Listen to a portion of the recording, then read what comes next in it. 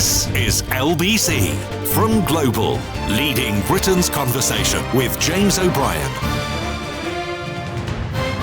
3 minutes after 10. A very good morning indeed to you. I wasn't exaggerating. It's a proper knife edge, this. I'm torn between two stories that focus upon India, and one of which is at least 50% domestic. Or is it? I don't know. I mean, that's the way trade deals generally work. And you're going to hear me say something now that I don't think I've ever said before. This is a genuine benefit of Brexit. I mean, listen, before you bombard me with rotten tomatoes, there is no earthly way that a trade deal with India is going to touch the sides of what we lost by imposing economic sanctions on ourselves in withdrawing from the European Union. But this is something that could not have been done as a member of the European Union. It's an independent trade deal that is extremely good news, £5 billion worth of good news for British business. But British politics, and this is really important. It might be an odd morning, this, because I suspect I'm going to pontificate for about 6 minutes on a subject that we may end up not having the first phone in about. But I think you trust me, don't you? This is really important because the body politic or the dialogue, public discourse in this country is so completely broken that me, as an arch critic of Brexit who's been proved right about everything, can describe the Indian trade deal as a benefit of Brexit, where there's the people who sold you Brexit are so bent and morally corrupt, dishonest and ignorant that they're going to be attacking it from the right. Almost every right-wing front page this morning is largely negative. Tax break for Indian workers is the focus that they're going in on. And not mentioning in much of the coverage that it's exactly the same social security arrangement that we currently have in place in about 17 different treaties, including the whole of the EU, Norway and Switzerland. So if a French company or a German company was bringing workers here for less than 3 years, they would enjoy exactly the same dispensations. They still have to pay their taxes at home, which I gather are about the same level. So the claim that these workers are going to be better off than British workers seems to me to be a blatant lie. So no prizes for guessing whose nicotine-stained lips those claims have dropped from first this morning. So there's a blatant lie there. But what makes it worse is the fact that these lies are coming from people whose lies about Brexit caused us to become the first country in history to impose economic sanctions on itself. I think there are many reasons to question the deal with India, not least the nationalist, quasi-fascist nature of the leadership. But I don't know quite what it is about Indian workers that makes some people on the right of British politics and media think that they don't deserve the same deal as French workers or Norwegian work. Can you think of anything that might be off-putting to the kind of character that voted for Brexit to reduce the number of foreigners coming here? Why they would be comfortable with French or German or Norwegian or even South Korean workers enjoying this social security arrangement, but having a massive problem with Indian workers seconded here by their Indian employers and still required to pay the National Health Service surcharge. If they were signing up for full social security payments for the 3 years they were here, they'd become immediately eligible for almost all benefits. And that, of course, would cause a massive brouhaha. So it's crazy. And we've talked a lot about how the Labour government's communications are poor. I think that's a slightly unfair depiction, because what do you do in a country where people are reaching for front pages like Labour's tax break for Indian workers in the Daily Mail without mentioning that it's exactly the same, quotes, tax break, end quotes, that pretty much every other country with whom we have a trade agreement enjoys. And of course, then you have broadcasters picking up the phone to Nigel Farage and inviting him to spew all sorts of nonsense and misinformation, unchallenged, of course, all over the airwaves. I mean, there are days when you wonder why you bother clinging to the truth or sticking to the facts. The Daily Telegraph, of all places, which is, of course, one of the great Bibles of Brexit, actually does, in its leader page, if not on its front page, does a pretty good job of telling the truth. And again, as with me saying, this is a genuine benefit of Brexit. These are words that I never necessarily thought I'd say. The Daily Telegraph does a pretty good job of telling the truth. And let me tell you what they say. After 3 years of negotiations, Britain and India have at last agreed a trade deal. The UK will slash tariffs on imports from India, and India will do the same for British exports, including whiskey, cars, medical devices and much else. The deal is good news for British consumers and exporters, a boost for free trade in an increasingly protectionist world, and a triumph for the Brexit vision of reorienting trade away from the stagnating European continent. The Remainer claim that we would be stuck behind Brussels in the queue for future deals has been discredited. And then they go on to explain why Sir Keir Starmer's record on tax and migration will make it difficult for him to sell this deal to the public. It's newspapers like the Daily Telegraph that make it difficult for him to sell this deal to the public. And it's the lies of people like the Daily Mail front page writer who make it close to impossible. I mean, it's insane. And do you know what else is insane? Crazy morning this, actually. What else is insane is that immigration is currently plummeting. The numbers that are largely unreported are huge drops in net migration. I mean, almost unbelievably so. I'll have the details of that for you shortly. But of course, it doesn't matter, does it? If you reduce immigration by, say, a third or a half in the 12 months since the general election, which looks pretty likely, looks pretty close to what is actually going to happen, then what difference does it make? If people are still going to be encouraged to rail against it and to hate it all. These are very, very strange times where we can point at the United States of America and despair about the disappearance of truth and the complete denigration of reality and facts. But I'm afraid things here, even with a government in place that is not in the business of offering up alternative facts or blatant disinformation or claiming that a 9-0 defeat in the Supreme Court was somehow a 9-0 victory, even here, given the power of the media and the dishonesty of many political contributors and commentators and politicians, even here it's almost impossible to get a handle on the truth most mornings. So we find ourselves in very, very strange territory. Net migration is currently about half of the most recent headline number. So for the year to June 2024, it stood at 730,000. Since then, immigration is down by 400,000. But would you know that? And everyone this morning is having kittens about 20,000 Indian workers a year coming here on the same deal that French and German workers come on, and having to pay their national insurance and some of their taxes back in India, where they will return, according to the contract that brings them here for less than 3 years, at the end of their period of employment. It's absolutely crazy. In fact, God knows what phone in we're going to have this morning, but this is one of the craziest mornings I can remember in a very long time. The Daily Telegraph simultaneously explaining why this is a really good deal and a very, very rare benefit of Brexit, and then failing completely to tell the truth about all of the misinformation that is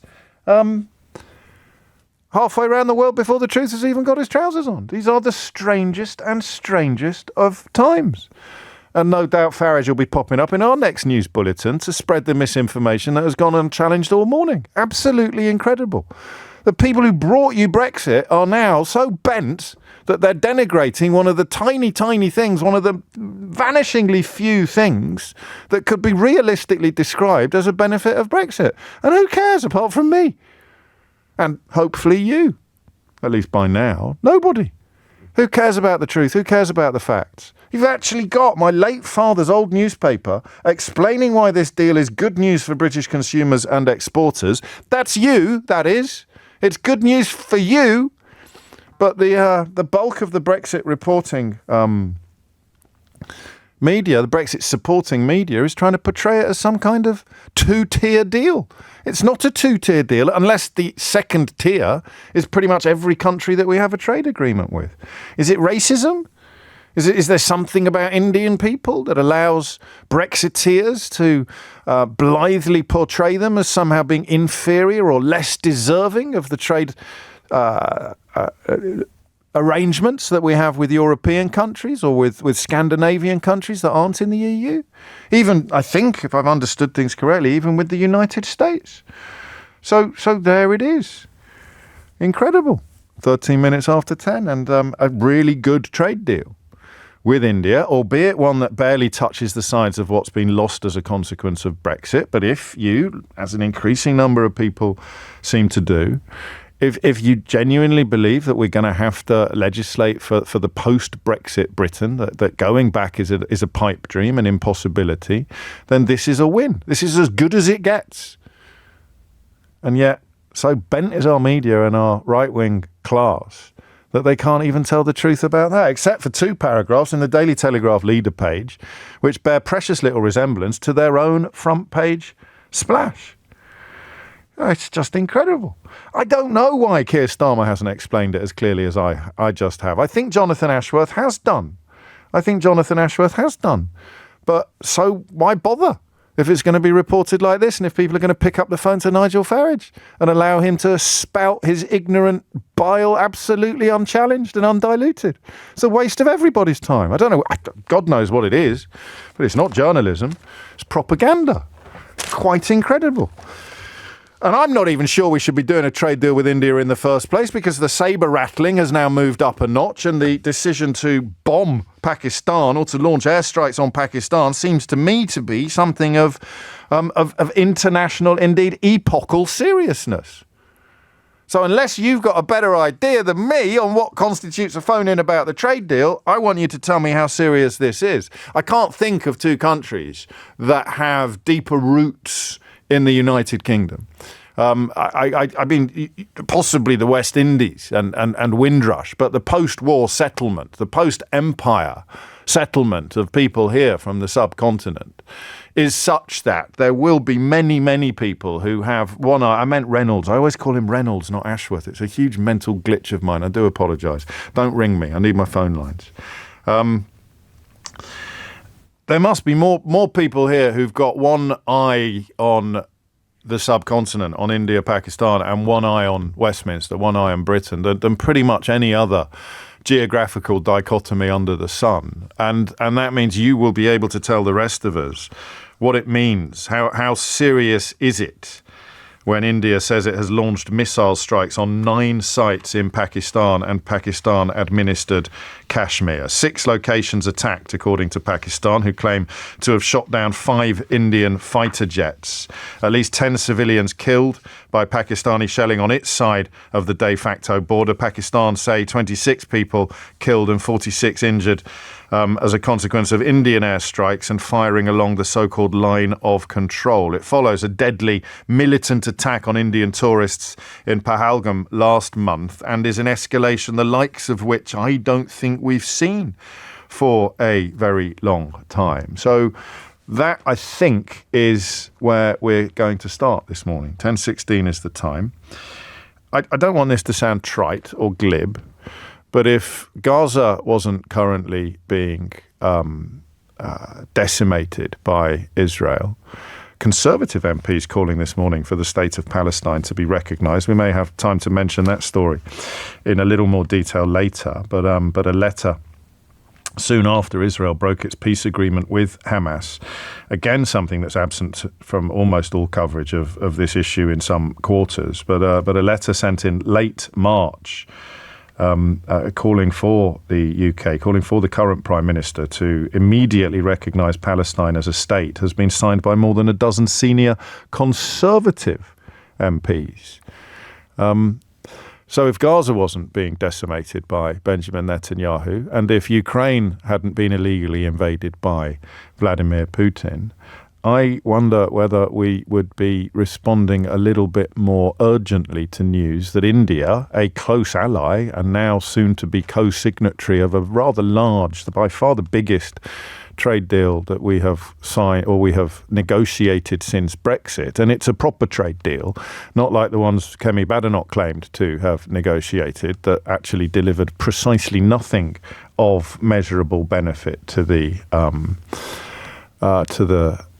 country, to the British economy. they are now bombing Pakistan, a place where a huge number of Brits have roots. And I don't know what it means. 0345 6060 973 is the number that you need. How serious is it? As someone with family, with roots, with heritage in India or Pakistan, how do you greet this news? How do you explain the seriousness, the gravity of this to those of us who sit here wondering how worried we should be? Jeremy Bowen, the BBC's international editor, says that both sides know what the stakes are and that there needs to be a major international diplomatic push to stop it escalating further. I don't know what the stakes are. I can speculate on what the stakes are. I presume the stakes include some form of all-out war, but what the heck would that mean? Kashmir, of course, Indian-administered Kashmir, has been the site of a decades-long insurgency that's claimed thousands of lives. Both India and Pakistan claim Kashmir in full, and yet this escalation feels to me to be of a rather different order to what has gone before. Reassure me that it isn't if you want, but I can't help feeling that the world is looking less safe at the moment than it has done at any other point in my lifetime. The Middle East, Ukraine, and now India, Pakistan. 0345 6060 973 is the number you need to tell the rest of us what this means, what the stakes are, and what happens if it does escalate. Here are the numbers now. You will get through. James O'Brien on LBC. 21 minutes after 10. And I suppose if I had no idea I had so much to get off my chest this morning. I thought it was it still may prove to be a relatively slow day in the context of things we can have fun talking about together. But if I were Pakistani, if I were of Pakistani heritage, or if I had family in Pakistan, this trade deal with India would be worrying me a lot, I think, because it puts Keir Starmer in an almost impossible position if he were minded to criticise Narendra Modi for launching missile attacks against Pakistan. The UK Prime Minister needs this deal, even if it is being horribly misrepresented by right-wing media and dishonest right-wing politicians. A quick word of praise to Oliver Dowden. Good God, that's 3 phrases that have come out of my mouth this morning that I never thought the day would dawn. This is a genuine benefit of Brexit. The Daily Telegraph has written at least one paragraph of rather brilliant journalism on its leader page. And Oliver Dowden, the former Deputy Prime Minister, has emerged as a man of some integrity by praising to the rafters the deal that the Labour Party have concluded with India, something he would have been involved in the negotiation of course, under the previous government, because this process started 3 years ago. And if I were allied with Pakistan for familial reasons, I think I'd be a little bit perturbed by this trade deal, because it means that the UK Prime Minister is more closely allied with India than with Pakistan for obvious reasons, at a time when tensions between the two are rising and the international community or the UK may have to pick a side. So if you really know your onions on this one, what should Keir Starmer do? How should Keir Starmer respond to the escalating tensions between India and Pakistan? I do not know. Farah is in Southfields. Farah, what would you like to say? Hi, James. Hello. Thanks so much for having me on. So I'm British Pakistani. I'm a Kashmiri. We identify as being Kashmiri. Okay. So I've actually spoken to my family this morning, 2 aunts. One's in Islamabad, one's in Lahore. And Islamabad's in the north. And they have said that they are absolutely terrified, that the streets are empty. People are staying in their homes, glued to their TVs, trying to find out what's going on, and that the tension in the country is enormous. I mean, and as far as I'm concerned, like I've been up since 4, right. Because my phone's bleeping, family's calling. People are really, really worried. And, my family, where they live, it's on the border of not just the north, but also the Punjab, which is split in two between India and Pakistan. Yes. My aunt lives only a couple of miles away from the border. And, they do come very close. And the thing about this situation is that it seems very convenient that the trade deal was signed with India yesterday and then the bombing started. It's almost the way we're interpreting it as permission to go ahead and do this military, action. And can I just say, there was say a whatever you want. attack. I'm very much in learning mode this morning. Okay. So can I just say that there was a terrorist attack on civilians 2 weeks ago, obviously in Indian administered Kashmir. And it is absolutely appalling. But the Pakistani government from the very beginning had said to India, we want an independent inquiry because we didn't do this. Get anybody you like, appoint anyone you like, get an independent inquiry. India has provided absolutely not a shred of proof that Pakistan is behind it. None whatsoever. And the one thing I will say is that this is a pattern within the Modi government, that whenever there are some elections coming up, one of the things that he does is he whips up some nationalism. The easiest thing to do is to actually attack Pakistan. So without a shred of evidence, this military action is taking place. I have been watching the Pakistani news. I've seen the generals and the leaders, and they have said, if you attack us, we will defend ourselves, which is every sovereign country's right. And we will do it in a measured way because we are both nuclear powers. The one thing to remember between these two is that I always think that those who want to take territory and invade another country, they are very much motivated. But the right to exist, whether it be any other conflict in the world, Pakistan has the right to exist. Those people have the right to exist. And Kashmir is a flashpoint because 80% of it is Muslim.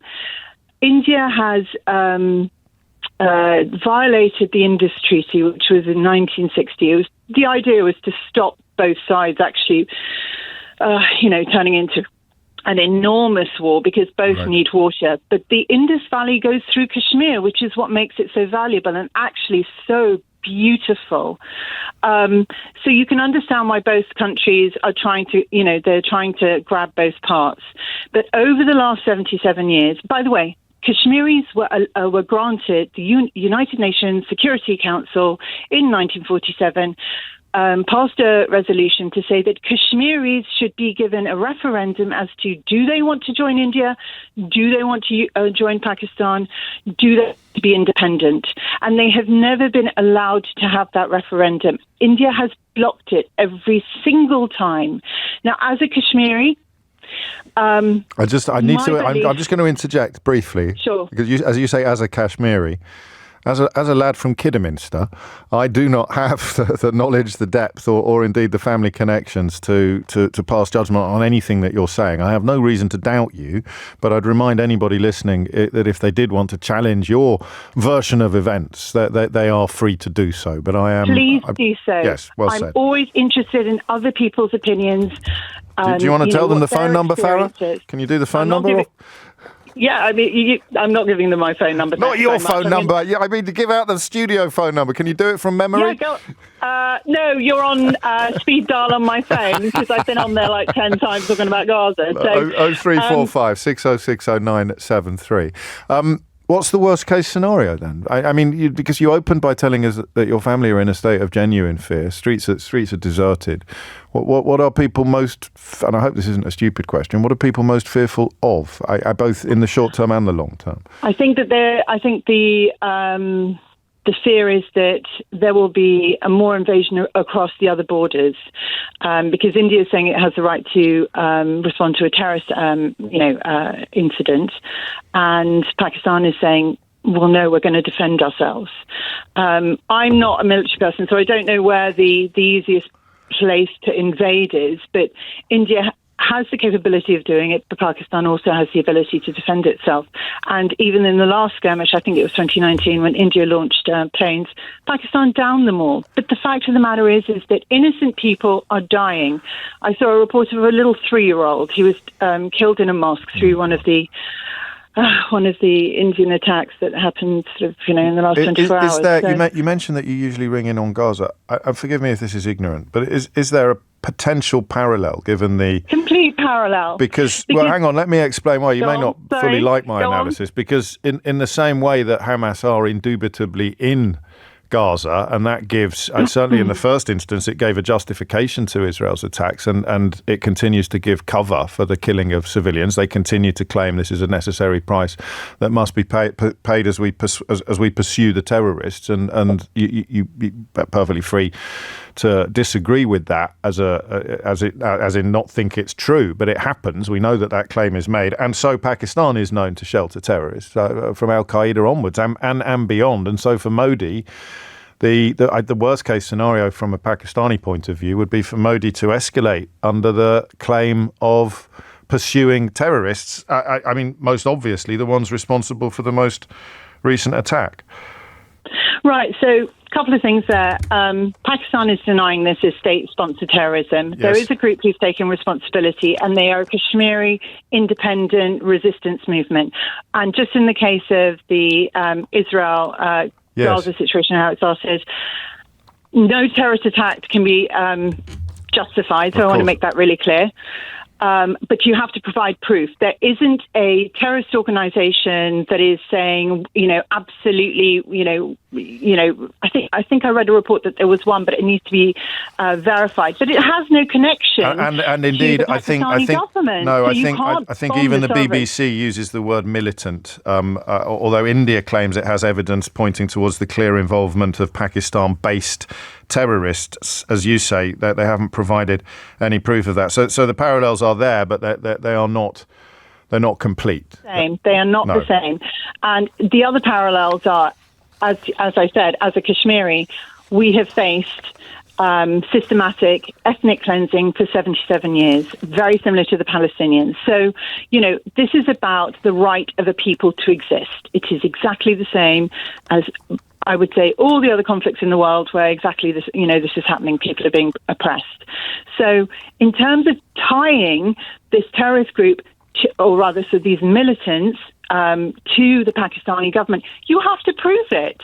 You have to prove it. And that is where some of the parallels fall down. Although, of course, the more despotic a leadership, the less the responsibility to prove anything becomes. Except, of course, in the eyes of the world, which is the one bit that we haven't talked about with Farah, and I'll leave the question hanging for you to ring in and respond to, which is what the UK should be doing, what Keir Starmer should be doing. I don't know the details of the diaspora, but I would imagine that the United Kingdom is very near the top of the list of destination countries for people who have moved from and still have family in Pakistan and India. So the role of the UK Prime Minister could be absolutely integral, except that he's just on the brink of signing a historic deal with one side in this conflict. 10:32 is the time. Thomas Watts has your headlines. James O'Brien on LBC. 34 is the time. I mean, my inbox, as you know, can be a place of absolute wonder and magic, but it is also the breeding ground for Idiot's Corner, and sometimes it's even worse than that. Here is Robert asking how Muslims can be ethnically cleansed when their population is growing. Kashmir is an ethnicity, mate. Kashmiri is an ethnicity, not Islam in this context, but I suspect that even something as simple as that is beyond the wit of you. So bigots, what we call it? We've got Idiot's Corner. What can we call the bigots? Bigots block? Bigots box? Robert, straight into bigots box. And there's no way out of that box, unfortunately. That's the definition of bigotry. 10:35 is the time. It has got a lid and a lock. I want you to tell me how, I think Farah's done a pretty good job of outlining Kashmiri concerns. But I recognise that there will be two sides to this argument. I worry slightly that the UK is now incapable of nuance, given the necessity, despite the best efforts of the usual suspects, to portray this trade deal with India as a bad thing. It is an objectively good thing. If I'm on the same side as Oliver Dowden, Daniel Hannan, and the leader of the Daily Telegraph, the Daily Telegraph's leader this morning, then you can be fairly confident that it is a good thing. All of the people who've lied to you previously about everything, insisting it's a bad thing, is simply proof that they're lying to you again. Bigots bunker, bigots basement, bigots bunker. There you go. Robert is the inaugural member of Bigots Bunker with his Muslim racism there, or bigotry, actually. It's more technical. I recognise there must be another side to the argument. I just worry that the necessity of this trade deal with India means that Keir Starmer has to be somewhat blind to it. 0345 6060973 is the number that you need to fill me in on how serious you think this situation is. I don't know, and you never can know, but in a world where Gaza was not facing an existential threat, and Gaza and Ukraine were not facing existential threats, I suspect that a headline detailing India launching airstrikes on Pakistan and the Pakistan-administered parts of Kashmir would be sending rather greater shockwaves around the world. I could, of course, be wrong. Vinay is in Winchester. Vinay, what would you like to say? Oh, hi, James. Thanks for having me on the call. You're very welcome. So, I think first thing, I was listening very carefully to all your comments since morning. And first thing I would say, about the trade deal in itself, I think I totally agree with your point of view. Now, I'm an Indian person who sort of lives in the UK now, and I've been here for a number of years. And I was one of those highly skilled immigrants who had come here to do the work and just support the UK economy. So from that perspective, when I see that there is a fair sort of negotiations are happening for a win-win outcome, I'm very excited about it. And I think that's the way the entire country and the leadership should see that as well. Now, there is a certain sort of elements in a leadership, the way I see it, who would just really, as to your point, highlight what is wrong or what could become sort of a debate point. But if you see it on the other way around, and if you see the way we are participating, and by we, I'm identifying myself as Indian, in the economy, in the companies, running your banks, running your... I'm going to steer you away from the trade deal and back to the escalation, the military escalation. I may return to the trade deal in the second hour, and if I do, I would want you to tell me who are these British workers that you are supposed to be undercutting, according to Nigel Farage. But that's pretty close to a rhetorical question. All the British workers that could reasonably come here on a less than 3-year secondment from India. I don't know how many of them there are. Talk to me about how serious the airstrikes on Pakistan are. I think, so this is something sort of a developing story for a lot of us in India as well. But in a way, we knew this is going to happen because they were already, I talked with my family and all in India, and they were preparing for mock drills, etc., against the air raids, which is not a thing which has happened in a number of years. Well, as you say that, and I'm sorry to interrupt. It's just been reported that Pakistan has said its armed forces have been authorised to take corresponding actions after India's airstrike. So even while we've been on air, the situation appears to have escalated. Yeah, which I kind of anticipate that it'll happen. But from India's point of view, I think there was a lot of mention about that, why India hasn't given any proofs and stuff. And to that argument, when the Mumbai attack happened years ago, there was a whole docile Indian government has given to Pakistani government. Now, I was listening to the briefing of the Indian Army in the morning, and they were talking about the targets in POK, as we said. And all the individual targets were really very carefully chosen, and the way they explained the whole thing, to the best of my understanding, were the places where terrorist infrastructure was there. And yet 26 civilians killed, 46 injured. So, I guess it's a question of how much trust you place in either government, and the most healthy position is probably not to put 100% trust in any. Thank you, Vinay. You're not allowed on twice, but if we do return to the territory of the trade deal, I hope you'll send me a message or share your insights with me in some other way. I think the Mumbai attacks, if you're referring to the ones in 2008, were identified as Pakistan-based Islamist terrorism pretty much from the get-go. Is it Lashkar-e-Taiba? That is not the case here, as far as I can tell. And certainly the idea that it's state-sponsored terrorism is one for which no proof has been provided. But the idea that the escalation is underway adds a little bit more urgency to the question of what on earth the West can do and whether Keir Starmer's need for this trade deal has tied his hands. He's been prevented from objectivity. I'll tell you after we've heard from Uday why I find myself thinking of Robin Cook a lot, the late Robin Cook, at moments like this. Uday is in Hendon. Uday, what would you like to say? Hello, good morning, James. I always listen to your program and like it, but that's besides.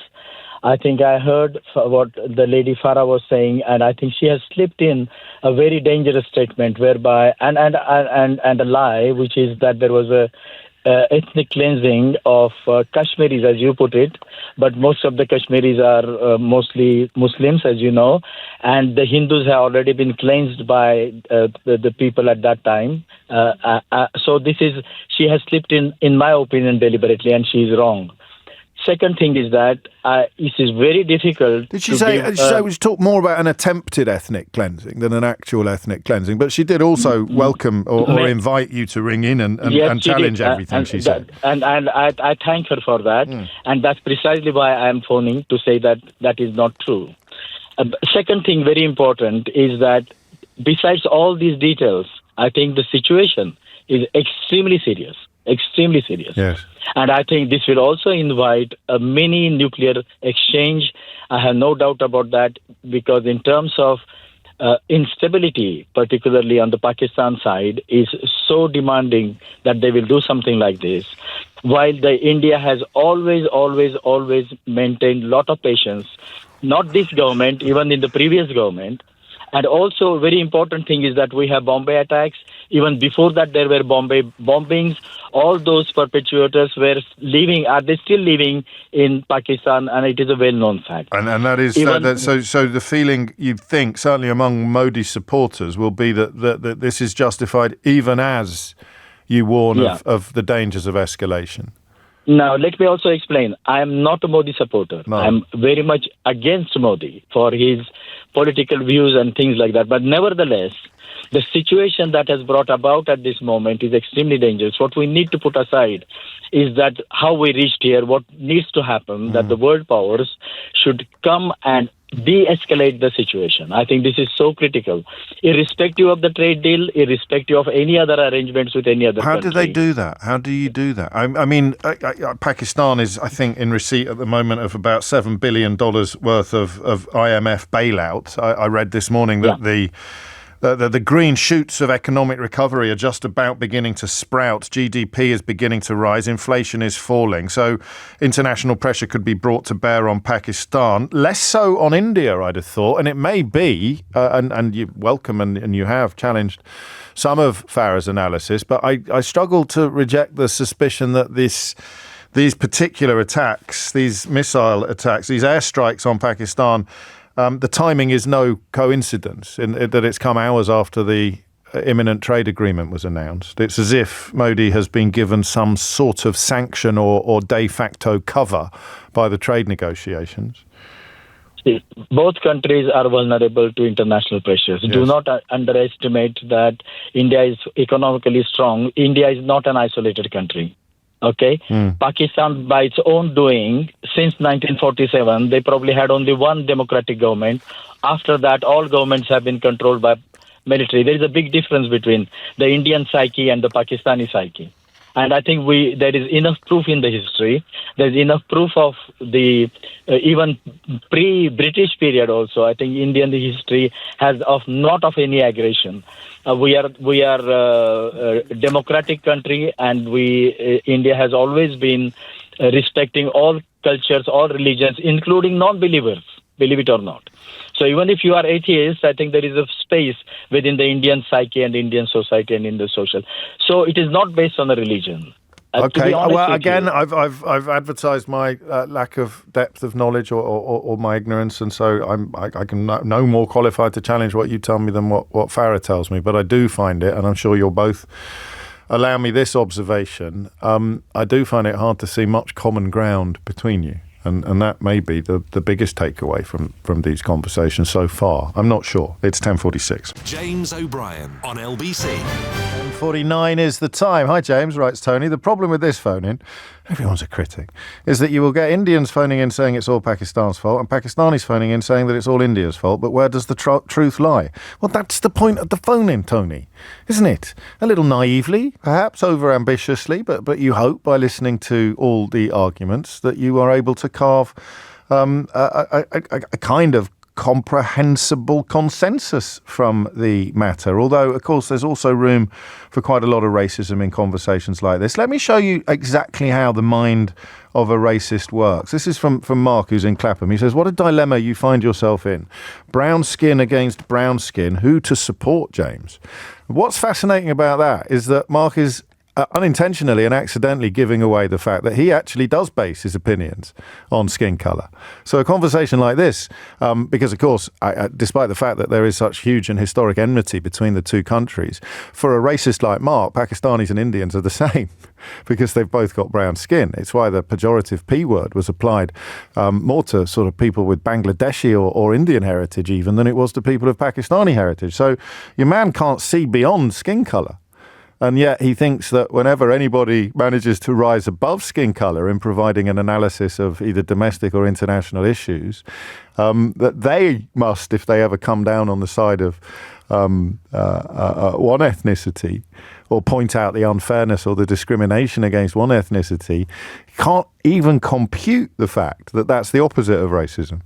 So that's a brilliant message. That's my favourite message of the day. Straight into the bigots bunker with Mark, who is too stupid to realise how racist he is when he thinks he's making a clever point about people who don't think that skin colour is an immediate indicator of superiority or rectitude. I don't want to exaggerate, but that is a text of quite spectacular accidental ignorance. But I find it really helpful in helping other people understand what racism does to people, like Mark in Clapham. 10:51 is the time. Safdar is in Reading. Safdar, what made you pick up the phone?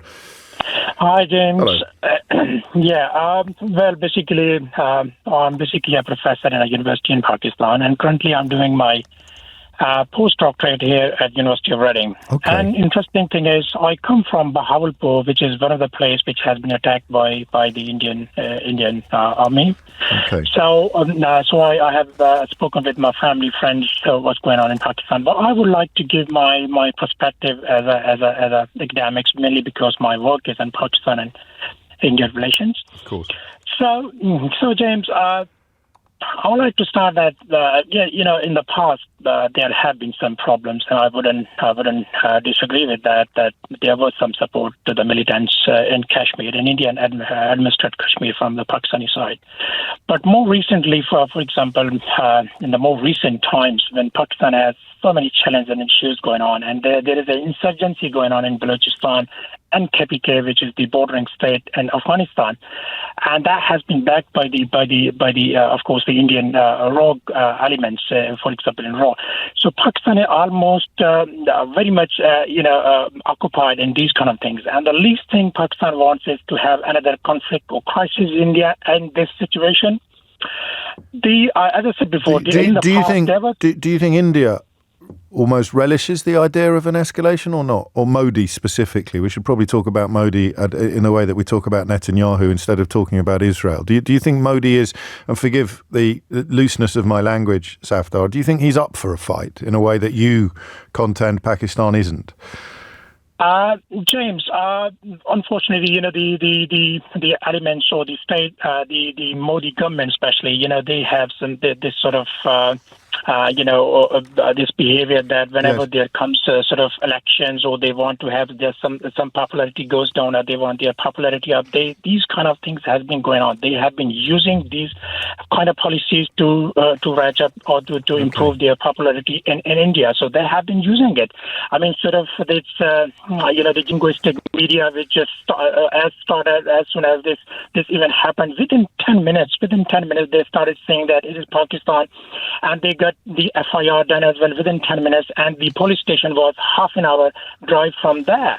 So, I mean, this is all sort of made up. I mean, they just want it. I mean, the Modi government and all the elements in there, they have a RSS background where they basically would like to put up these fights and just to raise their popularity within the Indian state. So to answer your question, of course, I would say that they basically want to do this. And of course, as with all previous contributors, people are welcome to challenge this analysis. What does escalation look like then? Because since we've come on air, the Pakistani government has announced that it has that it intends to launch retaliatory measures. What do you fear happens next? James, last night when I was reading this news and I told to my wife, my kids, they were so scared. I mean, they didn't want this. I, as an economics, as a responsible Pakistani, I don't want this escalation, mainly because there are huge stakes. Both the nations have got nuclear weapons. You know that. The emotions runs very high, especially on the Kashmir issue. Kashmir is basically sort of, it's the very deep emotions there. People are so much involved into it that it can go up to any level. And there is so much pressure on the Pakistani government at the moment that they need to respond. And I'm afraid, God forbid, it might lead to a major crisis, but there would be some sort of retaliation to the Indian government's strikes. And in the first place, it should not have happened. Pakistan basically said that we need to have an international investigation if you don't trust us. I mean, there was an earlier caller who was saying that the Mumbai crisis, and India gave evidence to Pakistan and Pakistan didn't take seriously. But this time, Pakistan said that if you don't trust us, let's go to somebody else. Let's have a UN-backed sort of investigation into this event. But they didn't listen to that. So I'm afraid that this might escalate, and that can escalate so quickly. And watch this space then. I mean, it's remarkable to have you listening today with your academic background, but thank you for your contribution. I don't like to make light of these issues. And I think perhaps because of the quality of calls today, it feels somewhat closer to home than it did at 10 o'clock. But if anybody agrees about anything, or rather if everybody agrees about anything, it would be that escalation seems both likely and devoutly not to be desired. Let's go to Rob, who's in Hayes. Rob, what would you like to say? Good morning, James. Yeah, it's slightly... I'm looking at this from a Sikh perspective because I'm Punjabi Sikh, born here. Now, what it is the Sikhs represent, I think it's like 1.4% of India's population. Yeah. But they represent 8% of India's army. Okay. All based, the majority of them are based on that border. All right. So you've also got to remember that Modi has a real problem with Sikhs. He always has done. The other thing is that the Sikhs are quite closely tied to the Pakistani Punjabis. Some of our holiest sites were in Pakistan. So you get hundreds of thousands of Sikhs going to see these holy sites, and there's a lot of sort of chat and people get on in general because they're from that same area, even though they're split by a border. Right. Modi he's got his ideas with Punjab, the Indian part of Punjab, which is to defund it, flood it with drugs, and anybody can argue with me about that. They've been flooding that place with drugs for years and years and years. I know nothing. I know nothing about this. That may well be but to my shame. But I mean, it's a fairly huge statement. And as you say, anyone is welcome to challenge you on it. It'd be hard to prove. But can I nudge you back to the escalation and possibly the cover that I worry might have been provided by today's announcement of the trade agreement, the imminent trade agreement, which seems, and I don't think that this is a bit an overreach, it seems unlikely that the two events are entirely unconnected. I think that what you've got an agreement that's taken place, it's happened. Yeah. The next day, you see, this is a Brexit benefit. It is. No, genuinely. Right? Yeah. Which is that we are in such a position now that we've got to go and get these trade deals, and then we can't have the moral high ground and say, what are you doing? Because it upsets the person you've done the deal with. Now, Keir Starmer really, I mean, you don't want to have a fight with somebody who's got an agreement with. No. You just don't do it. And this is the problem, because the Sikhs on that border, you got a lot of Sikhs here, and you got a lot of Pakistanis here. Mm. And if that war escalates, the problem becomes a bigger problem than what it needs to be. Now, Modi, that plays directly into Modi's hands. That's what he'd love to happen. And that is why this conversation ends with even greater concern than it began. I should add, because Rob has reminded me, why I find myself thinking of the late Robin Cook at times like this. It seems like a different age now. Well, it was, I suppose. It was, 28 years ago? When Tony Blair became Prime Minister in 1997. Robin Cook as Foreign Secretary, position from which he resigned over Iraq. That feels like a different age, doesn't it, when politicians would make career-defining decisions like that. But he used to speak of an ethical foreign policy. And I wondered then, I didn't even have this job, what that meant. And I still wonder now, what is exactly an ethical foreign policy, where you prioritise ethics over economics even? There's no such thing. James O'Brien on LBC. It is 3 minutes after 11 and you are listening to James O'Brien on LBC. I was really tempted today to turn your attention next to news that the age limit for train drivers will be reduced to 18. I mean, it's only 20 at the moment, so it's not a massive story. But we may save this for Friday. We like to do something a little bit softer around the edges at 12 noon on Fridays. 12 noon today, of course, will be PMQs. Be interesting to hear that one. And the Friday at 12 noon, just occasionally, we like to ease ourselves into the weekend. And I just felt, in the final analysis, the question prompted in my mind by news that 18-year-olds will be allowed to drive trains is just a little bit too soft. Because I was going to ask how many of us actually do our dream job. So on full disclosure, the long-form interview podcast that I do, very, very good at the moment, I have to say. The last 2 weeks have been two of my all-time favourites. Kenneth Roth, who spent his entire working life heading up Human Rights Watch, and then Brian Conley, who is just one of the most naturally entertaining and engaging people you could ever dream of sitting down with, really sort of highlighting the full breadth of guests that we have on Full Disclosure.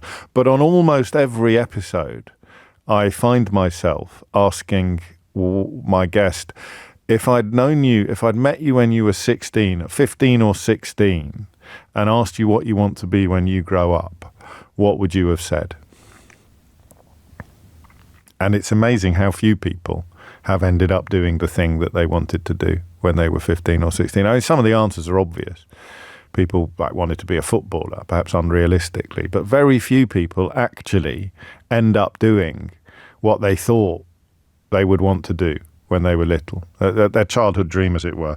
And it's just pure train driver territory, isn't it? I don't know if it's the same now, but when I was growing up, the number of people that you asked what they wanted to be when they grew up, the number of people that would say train driver, more than pilot. And I went to an expensive school. Some of my kids, the kids I was at school with, their parents were merchant bankers. People still wanted to be train drivers. Something about the romance of it, I don't know. Or is it just the good union protection that you get? It seems unlikely in Thatcher's Britain. But that was the question that popped into my mind. Is anybody now doing the job that they dreamt of doing when they were actually little? And is it living up to expectations? But remind me, we may turn to that on Friday, because I recorded one yesterday with one of the most inspirational people I think I've ever met, actually, and I've met her before. But I recorded a Full Disclosure with Laura Bates, who started the Everyday Sexism movement and who has become a major player in fighting misogyny and defending the rights of women, a feminist activist like few others. And her latest project, her latest book, focuses upon the way in which AI is already going to be responsible for, if things are not stopped soon, is already going to make a lot of bad things worse, using AI to essentially bake in discriminatory practices. For example, if I was hiring someone new, if I was looking to make a hire for someone new in my company, and the AI people promise to make it easier for me, so they're going to use AI to go through all the applications, then you will probably see AI reflecting what is already the case. So if you have a preponderance of people from a certain background on your payroll, then the AI is going to think that is optimal, and they're going to be looking for more of the same. And then if you try and switch off things like gender or ethnicity, it will still, the way our AI works, it will still reach to replicate what is already happening. So it would start picking out things like netball on a CV, or it would be picking out things that are indicators of gender or even ethnicity, and make you less likely to get the job if you were applying for a job in a company where those parts of the population were already underrepresented. So it would, if you like, it would accelerate underrepresentation. And then, of course, you've got the deep fake pornography and a lot of the other things that AI is likely to bring kicking and screaming into the mainstream unless action is taken soon.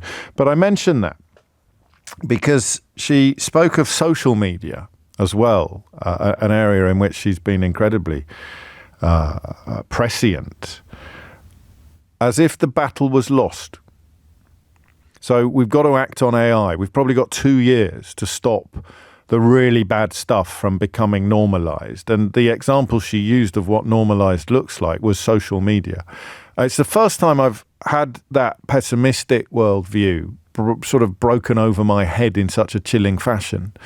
The idea that the game is up. And it popped into my mind this morning when I read a report by Sir Andy Cook, the Chief Inspector of Constabulary, into the Southport riots, not into the murders, not into the murders undertaken by that 17-year-old attacker, but the murders of B.B. King, Elsie Dot Stankham, and Alice da Silva Aguirre.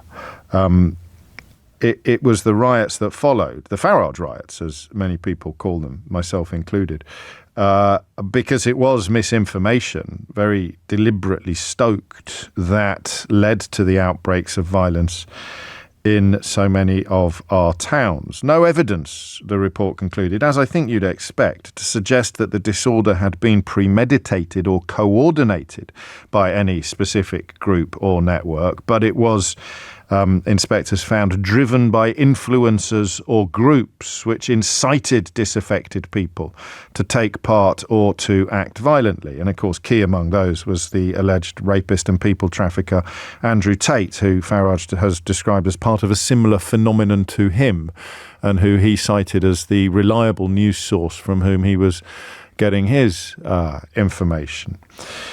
But the report also concludes, and this is the thing I find so fascinating.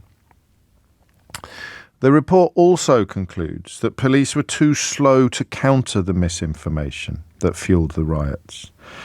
And the misinformation most obviously involved the claim that the killer was a Muslim asylum seeker who had recently arrived on a small boat.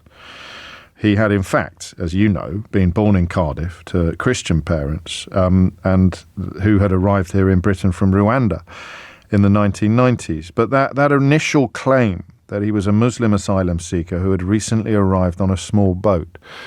And I once again circle back to the question of what if he had been?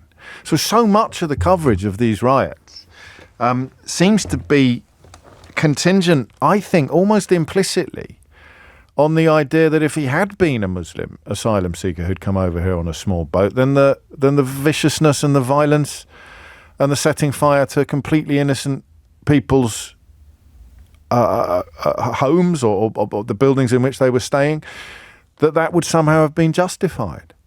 And I can't be right. I mean, there'll be plenty. The people who were involved in the riots think that they were justified anyway. But the people who would argue that, no, if he had been a Muslim asylum seeker who came here in a small boat, it would have been perfectly reasonable to attack a mosque that he'd never been near, or to set fire to a building in which completely different asylum seekers were being housed, as if, as is always the case, of course, with fascism and racism, as if one wrong-un is somehow indicative of an entire demographic. As if you find one person from one background doing something awful, then you are given permission by demagogues and various very bad actors. You're somehow given permission to think the worst of everybody from the same background. And I don't get this bit of the story. That notion that if they'd tackled the online misinformation, they could have avoided the riots, seems to me to be an admission that if the misinformation, if the online lies spread by the usual suspects, none of whom have been sanctioned as far as I can tell by Twitter, but some of whom, of course, have quite rightly been jailed, just as the rioters in 2012 in London were jailed at a level reflective of the public peril that riots like that create. I kind of can't quite see where this goes. This claim that if we dealt with the misinformation, the riots wouldn't have happened, seems to me to contain the really troubling conclusion that if the misinformation hadn't been misinformation, if it had been true, then we couldn't have stopped the riots from happening and they would have somehow been justified. So I've got two questions for you. You might think that it is obvious. I don't know that it is. And there are almost three strands to it, aren't there? The first question is, why would people do that? Why would you go on social media and just tell lies? Or not do the most basic of research into the source, in quotes, that you are consulting? I mean, who, for example, could possibly think that the misogynist influencer Andrew Tate was party to information that was being kept from the general public? On what possible planet does a weirdo like that have a hotline to HQ, wherever HQ may be, that provides him with information that is being denied to the rest of the population? A pornographer, an alleged people trafficker, is somehow plugged into the... How does that even work? But why do people tell these lies? Is a question I'm interested in hearing you answer. 0345 6060 973 is the number that you need. But the bigger question, in a way, and the one I really want you to have a proper swing at, is whether or not this battle is lost. It's a bleak question, and I apologise for the bleakness of it, but as I just explained to you, it only popped into my head yesterday, thanks to the conversation I was having with Laura, in that we know that the people who own these platforms are never going to do anything unless they have to, unless it is a requirement by law, or unless it is something that is actively and visibly affecting their bottom line. So the likes of Zuckerberg, most obviously Musk, and the rest of them are never going to take serious measures to stop these sort of lies, even as they cause vicious and violent riots that saw our own police under vicious and violent attack. They are never going to take measures to stop this stuff from spreading unless they categorically have to. And Keir Starmer, of course, has mooted the possibility of watering down some elements of the online safety bill in order to keep Donald Trump sweet in pursuit of the next trade deal that the UK government is likely to secure. So the idea that the tech bros, as they're often referred to, I think somewhat euphemistically, could actually be signed up to help stop the spreading of lies and disinformation. With Donald Trump in the White House, how can anybody anywhere be expected to stop the spread of lies and disinformation when he's one of the most enthusiastic disseminators of lies and disinformation imaginable? Used the religious address recently to whine dishonestly about the election that he lost to Joe Biden. So that's nice. I like that. The fact that I'm asking the question means that it is not lost, is one text that's come in. But I mean, it depends, doesn't it? I can ask the question, but if everybody answers that it is lost, then I don't know that asking the question is proof that it isn't. So that's really what I want to know. That the call is for government and indeed for the tech platforms to do more to counter this. But the overwhelming, and I'm quoting from the report now, the overwhelming speed and volume of online content further fueled the spread of the disorder. Influencers or groups which incited disaffected people to take part or act violently. They want tech giants to remove harmful material more quickly, and they want the police to fill what they call the information void that we saw throughout this disorder. which really troubles me, because you should be shutting down the liars, punishing the liars, punishing the people who spread the disinformation. I just wonder whether by challenging what they're saying, you almost give them a validity that they don't deserve. So what should the police have done when they knew that the Southport attacker was a 17-year-old Christian who was born in Wales? What should the police have done when they knew that, and people like Andrew Tate and others were spreading complete lies that they knew were lies? Some concern, of course, about whether or not releasing some information would prejudice a future trial. Of course, if the police announced that an Al-Qaeda manual had been found in his bedroom, then the usual suspects would not have paid the blindest bit of attention to the fact that all manner of fetishization of violence was found in his bedroom. They'd have focused solely on that and claimed it was proof that he was actually an Islamist terrorist when he simply wasn't. But it wouldn't matter. Do you see what I mean about the lie being halfway around the world before the truth has got its trousers on? But I just want to know how bad it is, the rise of this sort of disinformation and lies. An awful lot of it is Islamophobic, but not all of it. The idea that the police could somehow tackle misinformation, malinformation, disinformation, whatever you want to call it, by being more open with the mainstream media. And the second bit of the question being, what do the liars get out of it? So you know the woman I talk about all the time, who I bumped into on jury service, and she genuinely believed that Michelle Obama was a man and that all of the money sent to Ukraine had been spent on luxury yachts by Volodymyr Zelensky. I don't know what she gets out of it, actually. But the people who've seeded these lies and spread these lies, what do they get out of it? If you hit the numbers now, you will get through, okay? 0345 6060 973 is the number you need. There's three questions here. The first one is, and sometimes when I ask you really big questions, it's harder to get you to answer them than it is when I answer really little specific ones. But you can come at this with little specific examples. The question is, online lies, misinformation, disinformation, malinformation, is it actually too late to fix? I don't know who's best qualified to answer that question, but I think it is.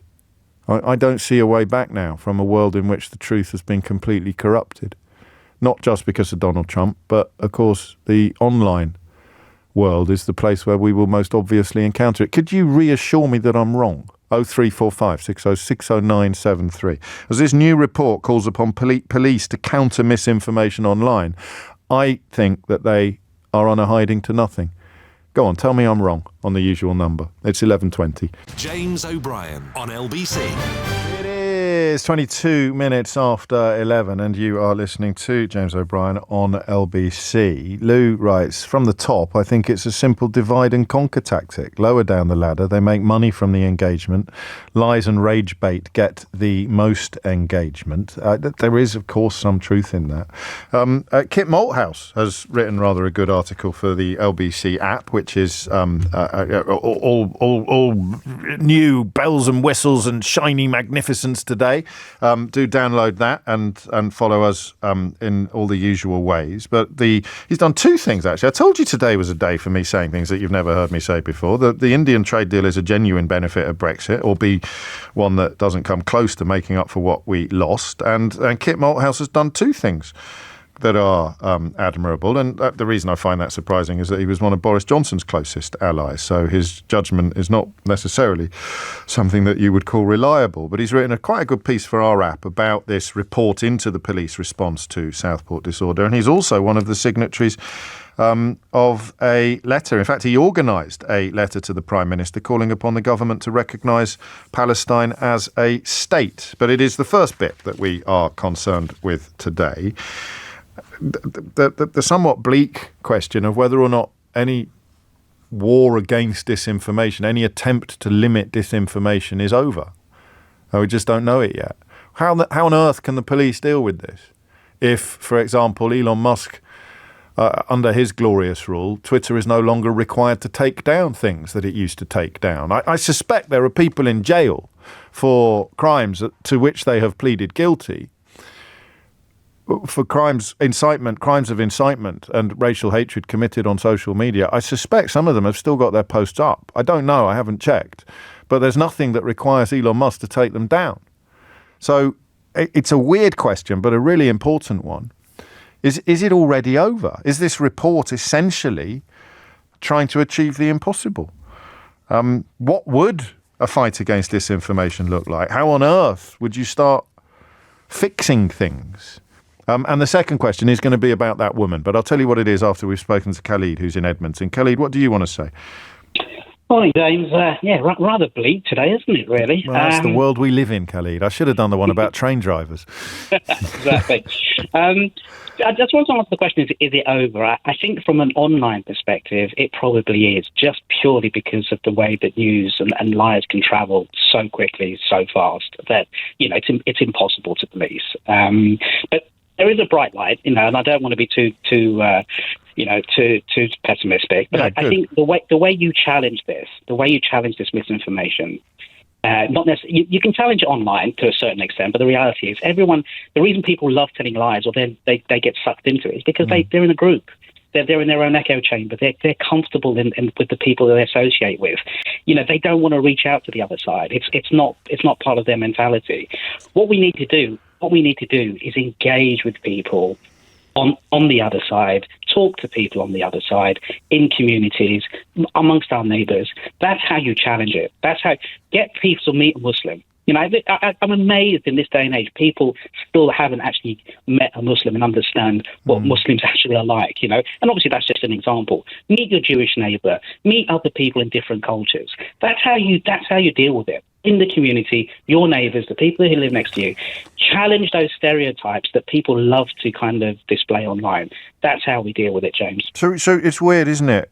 In that our powers of communication are the greatest than at any other point in human history, and yet in some ways we're more atomized and divided than ever before.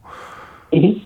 We love that comfort of being amongst ourselves. It's like within our own group, we get almost like feel power. You almost feel kind of empowered to say things online because you're going to be backed up by people who are going to support you. And that feels good, does it? That's like a dopamine hit of likes and activity. Someone wrote something the other day that's haunted me about human beings are not constructed to deal with this level of constant scrutiny and interaction. It's particularly bad for public figures, where even if it's almost undiluted praise and adoration that you're getting online, that's going to boil your brains almost as much as undiluted hatred and abuse. But we're not equipped to deal with it. We just can't deal with it. No, and the dopamine is a big part of it, I think. I have to say, I was very lucky from a young age. I had parents who told me to inquire. Same. Have an open mind. Don't necessarily believe the first person that tells you something. Get the other side of the story. Be inquisitive. Find out. If you to the most extent possible, the truth of things out there.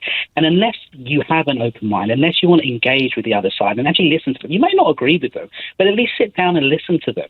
Unless you have that, unfortunately, we are lost. We are lost because we don't have people who are prepared to listen to each other and engage with each other. And that fundamentally, and social media has given us an unparalleled ability to shut ourselves off from inquiry and to shut ourselves off from conflicting voices.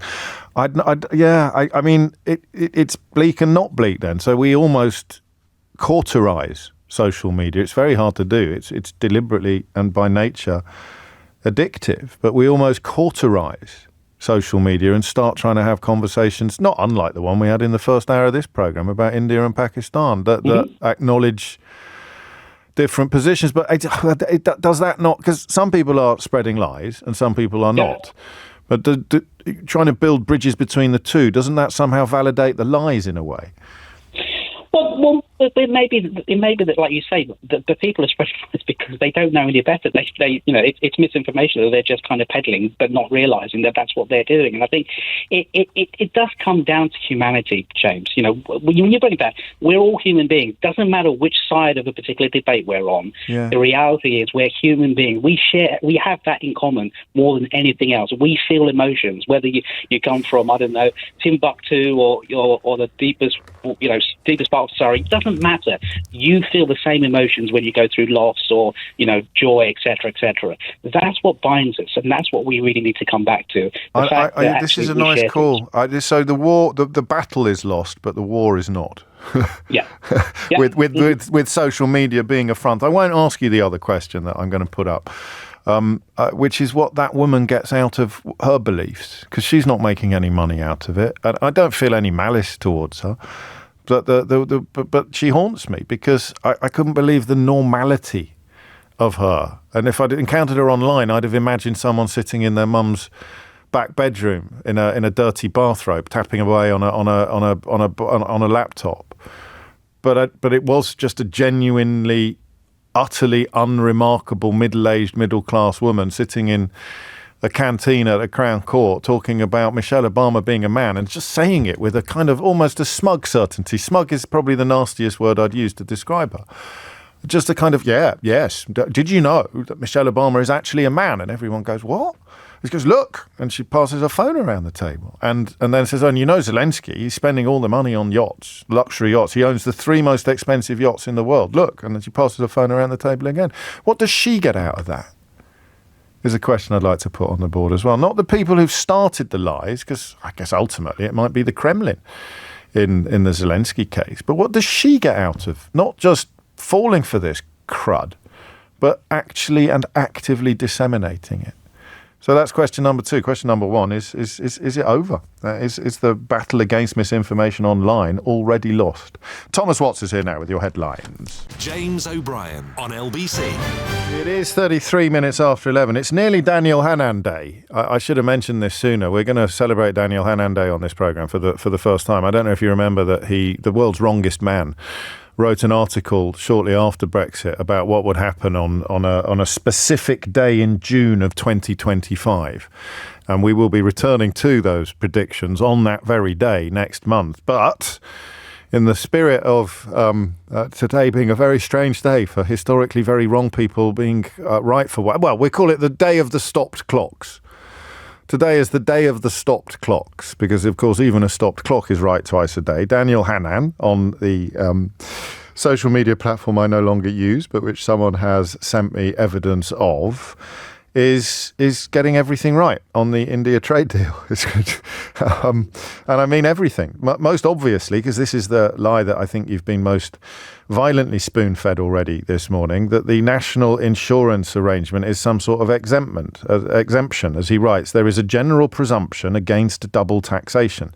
All employees of foreign companies, brackets in my words, coming here, end brackets, get a 12-month exemption from paying national insurance. Britain has reciprocal treaties with several countries to extend that period, and India has now joined their company. Since foreign employees can't claim pensions or related benefits until they have paid in for 10 years, it seems only fair. But of course, it won't stop Farage and the usual suspects from telling blatant untruths about the actual reality of what is conceivably the only Brexit benefit that this country has accrued so far.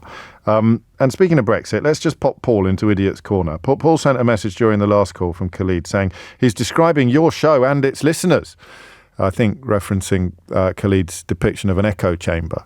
But what Paul is too thick to realise is that he's currently listening to this show. So it couldn't possibly be described as an echo chamber by dint of his very own existence. And if we dig into his history of texts to LBC, we see that he's also written, as an employer, I'm going to replace all my UK staff in order to save on national insurance. So that's precisely the bears of very little brain, to whom the misinformation not online in this case, but in the mainstream media and being spread by people like Farage, is designed to appeal to.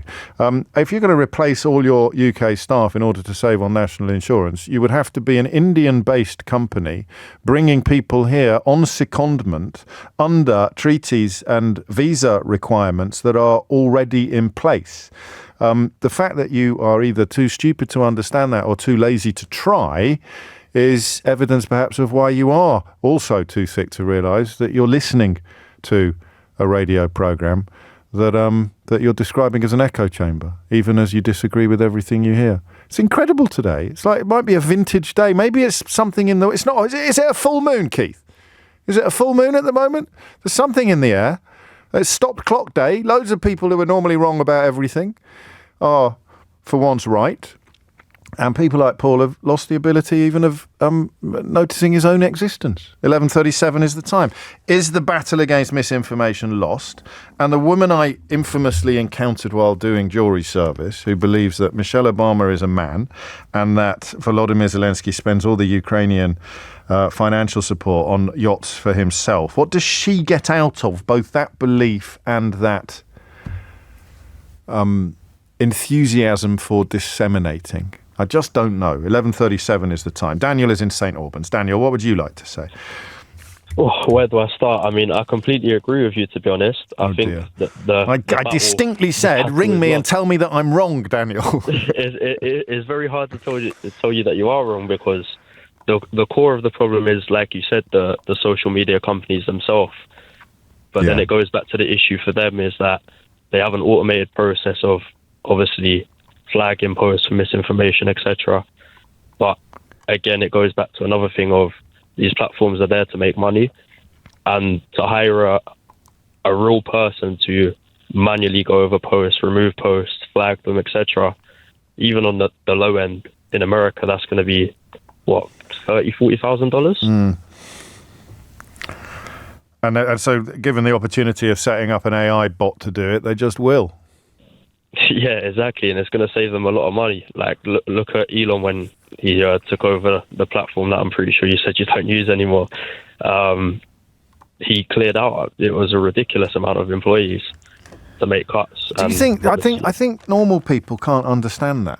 If you're the richest man in the world, the idea that you resent paying people to make your product safer or nicer is almost beyond comprehension, isn't it? It's also, if you're the richest man in the world and you're constantly trying to shave the income of your own employees, thinking of Jeff Bezos and Amazon employees in warehouses, the idea that you wouldn't just make it a more... I sound so naive when I say things like this, but I don't know that it should be naive. It seems to me self-evident that if you've got tons of money, then you don't need more, but I guess that's why you and me are never going to... Well, I'm never going to be a billionaire, Daniel. Possibly you aren't either. I don't know. I don't want to doom you at this early stage in your life. So in the absence of the actual owners of the platforms doing something, the police are probably wasting their time trying to play catch-up. Yeah, I'd agree with that, because you've got people, big personalities here, which I won't name, that a lot of people can probably guess who go on protest, do X, Y, Z, say crazy stuff on the platforms, and okay, yeah, you can bring them to prison, you can charge them with contempt of court, you can charge them with whatever you want to, but at the end of the day, Dave in his mum's basement, he can just make another account and type away all he likes. And Musk has monetized it in a way that it wasn't before. Musk has turned it into quite a lucrative income. Some of the people on trial during the Farage riots had their financial relationships with Twitter revealed to the court, and it was incredible.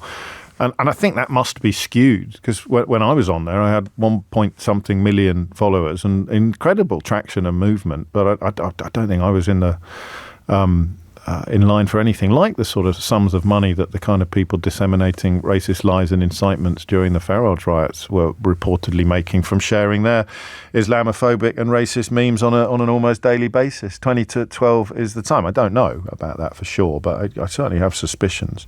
Thank you, Daniel. Josh is in Chiswick. Josh, what would you like to say? Hi there, James. Lovely to speak to you again.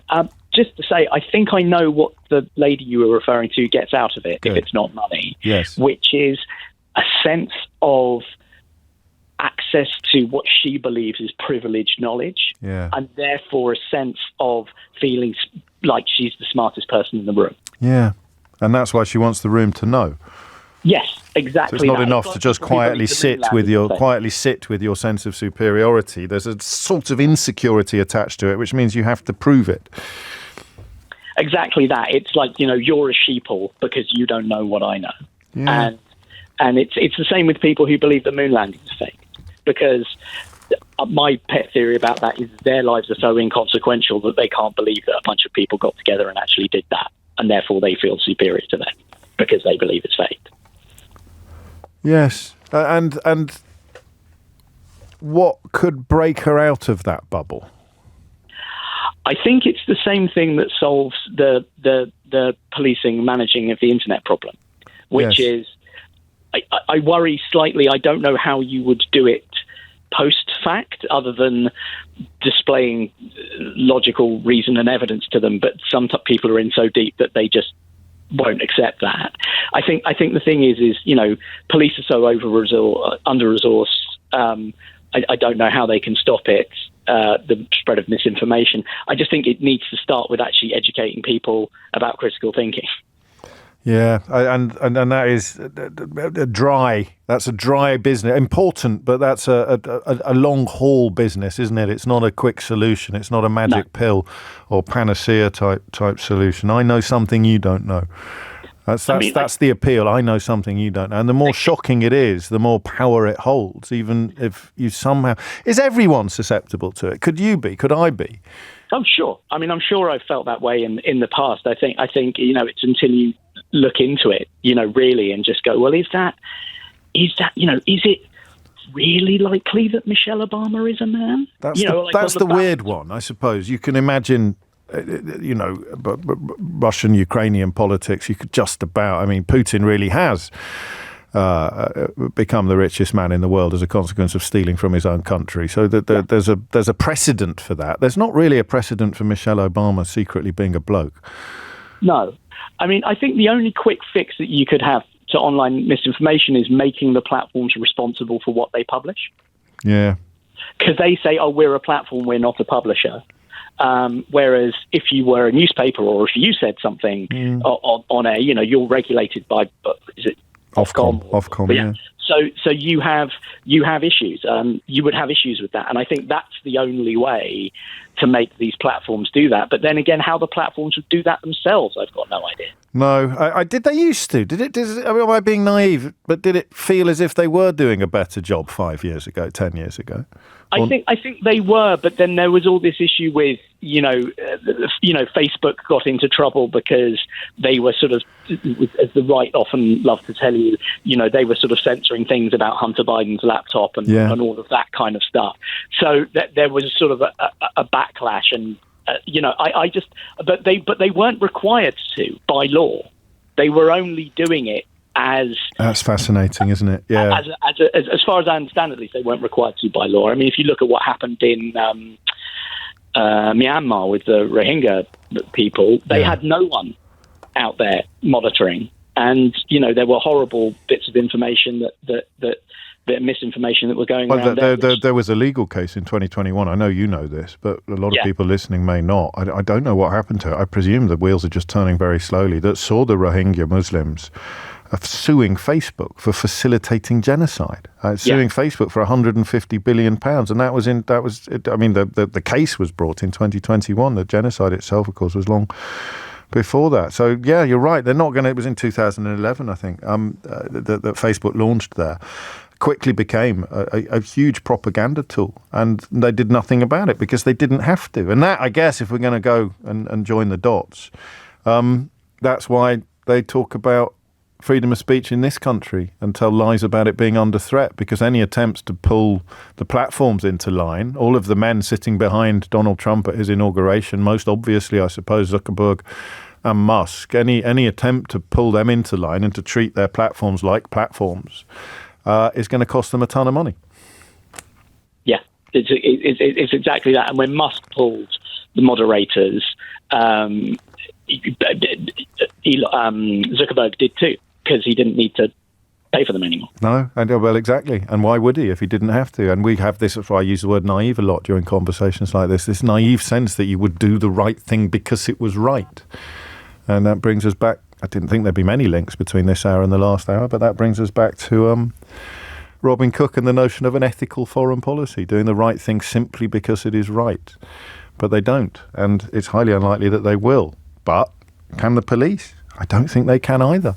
I think it's too late. It's 11:46. James O'Brien on LBC.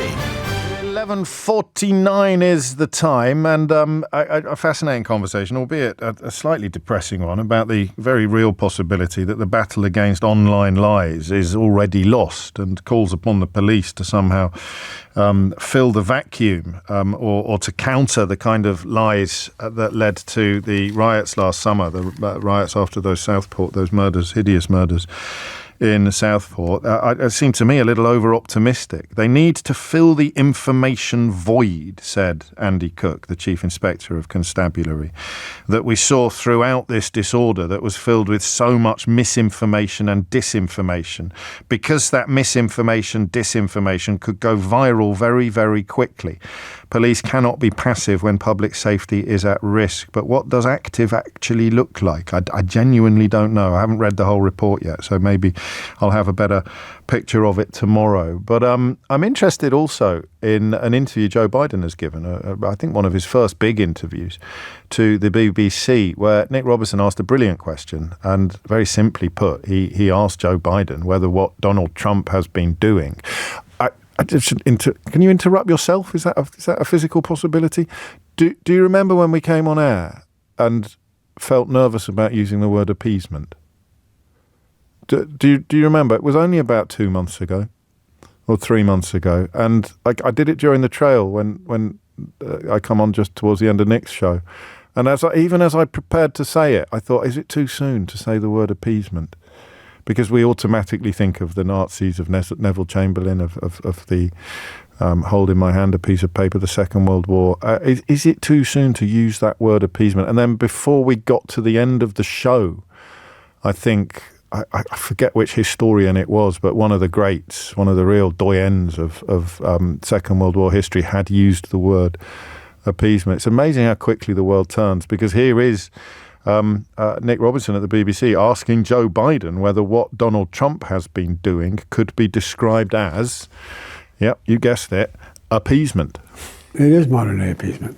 Look, listen to what Putin said when he talked about going from Kyiv into Ukraine and why. He believes it's part of Mother Russia. He believes in the historical rights to Ukraine. He talks about Eastern Europe. What this man wants to do is reestablish the Warsaw Pact. He can't stand the fact that the Russian dictatorship that he runs, that the Soviet Union has collapsed. And anybody thinks he's going to stop is just foolish. My fear of the consequence is that some of the NATO countries are going to decide that maybe, especially those along the border with Russia, may just say, we got to make an accommodation. We got to make an accommodation. We got to give Russia more space. We got to go on. We have to yield to the pressures, whether they're economic, political, or military. I think Joe Biden could have done more to support Ukraine. It's a matter of record, but incredible, really, to think that the handover in the White House has gone from somebody who can recognise appeasement and somebody who can do it. And there we are. 11:53 is the time. Another example, perhaps, of the tyranny of misinformation. Lies. Does it help, do you think, to call them lies instead of to use these words misinformation, disinformation, malinformation, three quite distinct things? Just call them lies, and perhaps it would change the picture. How refreshing, writes Erica, to hear an American president using complete sentences. Yes, isn't it? I better get back to the phones. Ben is in Manchester on this question of misinformation or lies and the appeal of disseminating them. Ben, what would you like to say? Yeah, hi James. Hello, I've spent a long time thinking about this because of a family member, like probably numerous of your listeners. Yes. And I mean, I really have delved into this, and I think, distill it to three things and a problem resulting from it. Go on. The three things that people get from it, as far as I can tell, are a sense of membership to, for lack of a better term, a subculture. And I think that's particularly enticing to people who, for whatever reasons, feel disaffected, whether it's socioeconomics, whether it's, in my professional sphere, sometimes it's where they've ended up because of family situations or drug addiction or whatever else. And I think that there's something appealing about being part of a group, even an online group. Part two is intrigue, and I think this is a bit of a toxic one. This is where, because of the almost dramatization of the every 5 seconds there's a new bit of drama, there's a flashing news alert, there's somebody talking excitedly on an emergency podcast, no shade intended at anyone at Global, but people are confusing the sort of drama of politics with almost like reality TV, and I think political journalists can become addicted to it as well. Social media is addicted to the engagement it generates. Social media doesn't care whether you click or share an article because you strongly disagree or strongly agree. Because you click, the ad revenue is generated, job done. I don't even think it's neutral, actually. I've been thinking about this a lot as well, and I think that the reason that Twitter, for example, became absolutely intolerable for me was because my posts were being deliberately put in front of people who were going to react very violently to them, which is fine. Without a doubt, yeah. Which is fine if I can still see the nice people, but if I have to wade through 200 paid-for blue ticks screaming all manner of insane hatred, then the attraction of the platform disappears for me. But this is where that gets even worse, because yes, that's the ad revenue side of it, but it's almost exponential, because there we go. Ben's being censored. Your phone line went a bit down then. Just go back to exponential. Yeah, so talking about, the Orwellian idea of evidence of their own eyes and ears and so on. And the problem is, when I talk to my brother and to other people in that situation, what they're constantly presented with on platforms like that is things that they violently disagree with, in the same way that the Mail and other publications splash a story that's ultimately made up about banning Christmas or whatever, pick an angry subject. And that becomes the evidence of their own eyes and ears. My brother is constantly telling me what the left thinks, what Starmer is about, what, insert specious argument here. And I ask him, where are you getting this from? Yeah. And it's being presented as hard fact. And, of course, it comes from all of the usual suspects. Some of them are pseudo-television channels, some of them are social media, et cetera, et cetera. But the problem then becomes part three, which is the illusion of freedom. So he thinks that when he goes on to Facebook these days is increasingly as bad as X, but any of these platforms, that his ability to say what he thinks and what he feels on there, with the edginess of, someone's going to disagree with me, that feels like freedom to people who don't have a lot of freedom in their everyday life. And that must be intoxicating to someone in that position. God, you speak with a lot of love, don't you? It breaks my heart, James. I know, really. I can hear it. I can hear it, man. I'm quite surprised at myself. It really upsets me, because he's an intelligent person. He, like I, did not have a great start to life. We are in very different directions. I went to the bar. He went to a bar, a bit different.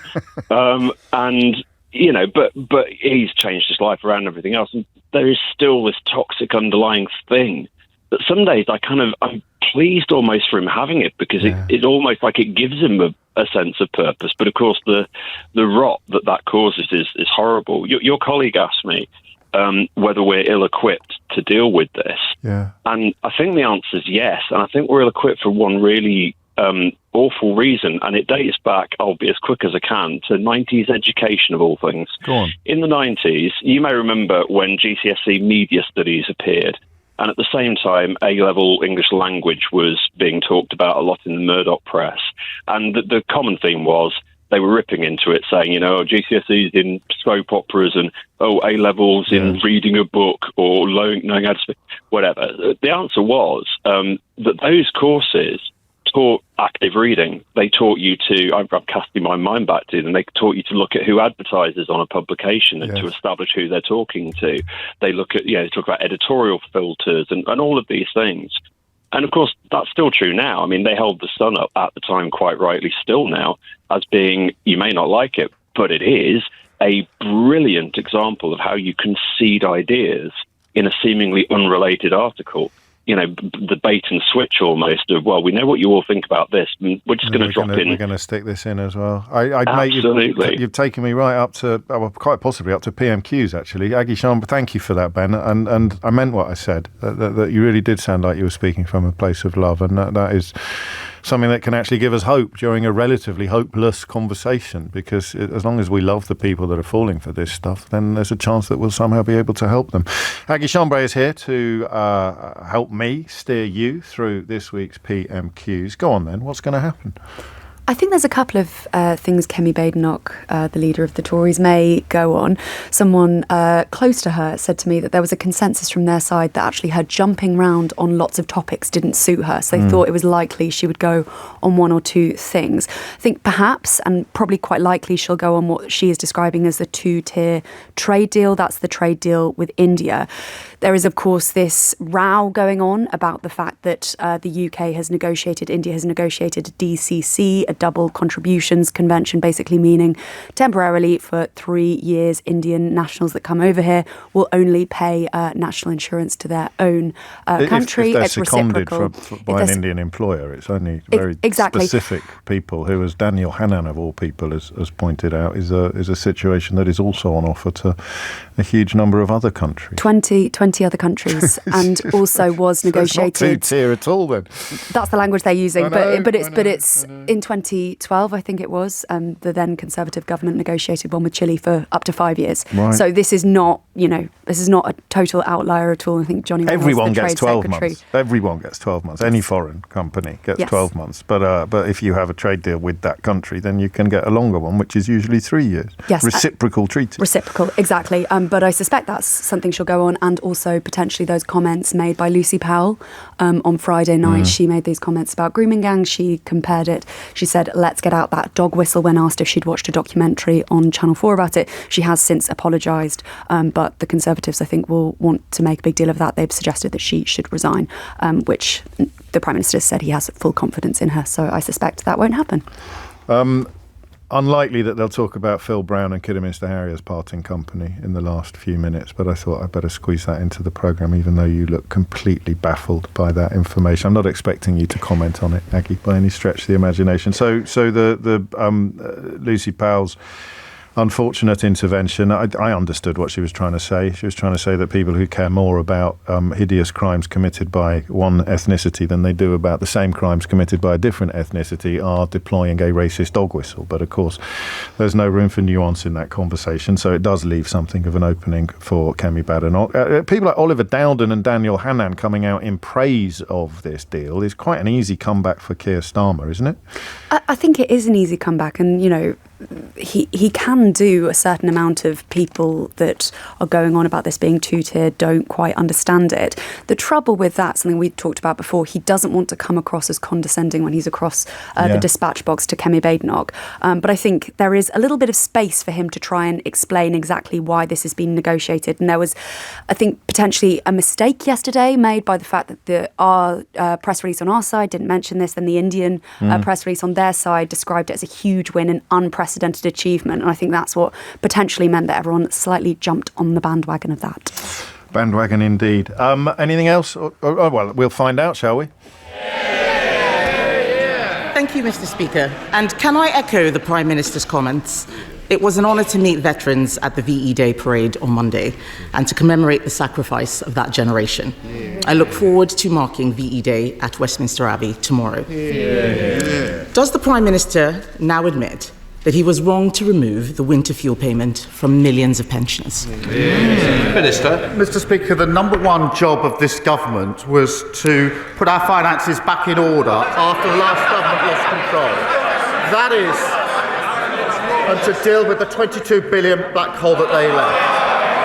Because of our action, we've stabilised the economy, we've invested record amounts in the NHS, with a payment out for the 3 million lowest paid, and of course we're committed to the triple lock, which improved pensions by £470 last year. And Mr. Speaker, because of the work that we've done, we're a country that countries like India want to do deals with because of the messages and the work that we've done. Mr. Speaker, the only black hole is the one the Prime Minister is digging. This issue affects some of the poorest and most vulnerable pensioners. His mayor in Doncaster says it's wrong. His First Minister in Wales says it's wrong. Even his own MPs are saying it's wrong. He's refused to listen to me on this. Will he at least listen to his own party and change course? Mr. Speaker, let's spell this out. All the parties opposite would take this country back to where it was a few years ago. Broken public finances, interest rates through the roof, NHS waiting lists at all-time high. Because no other party in this House is prepared to say how they would put the finances straight. No other party is saying how they would invest in our NHS and public services. No other party is focused on the long-term prosperity of Britain. No one on this side, Mr. Speaker, is denying how big the challenges that we face, but no one on that side of the House is even prepared to take those challenges on. Mr. Speaker, we wouldn't balance it on the backs of pensioners. Pensioners are poorer and colder because of his decisions. All the while, energy has got more expensive for everyone. Why has the Prime Minister broken his promise to cut energy bills by £300? Mr. Speaker, the way to bring energy bills down for good is to deliver cheap, clean, homegrown energy. And in the meantime, we've extended the Warm Homes discount to 6 million households, 1 in 5 families. That's £150 off the bills next winter.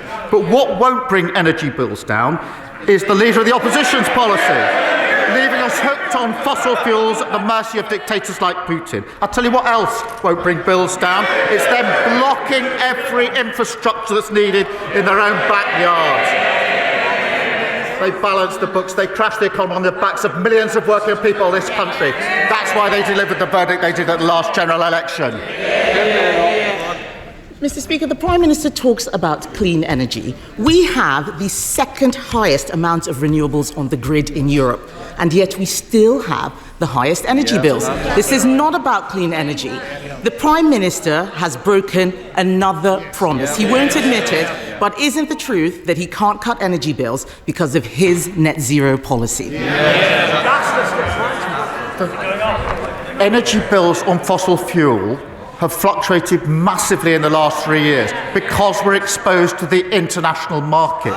The only way to get bills down is to go to renewable energy. It's something she used to believe in, Mr. Speaker.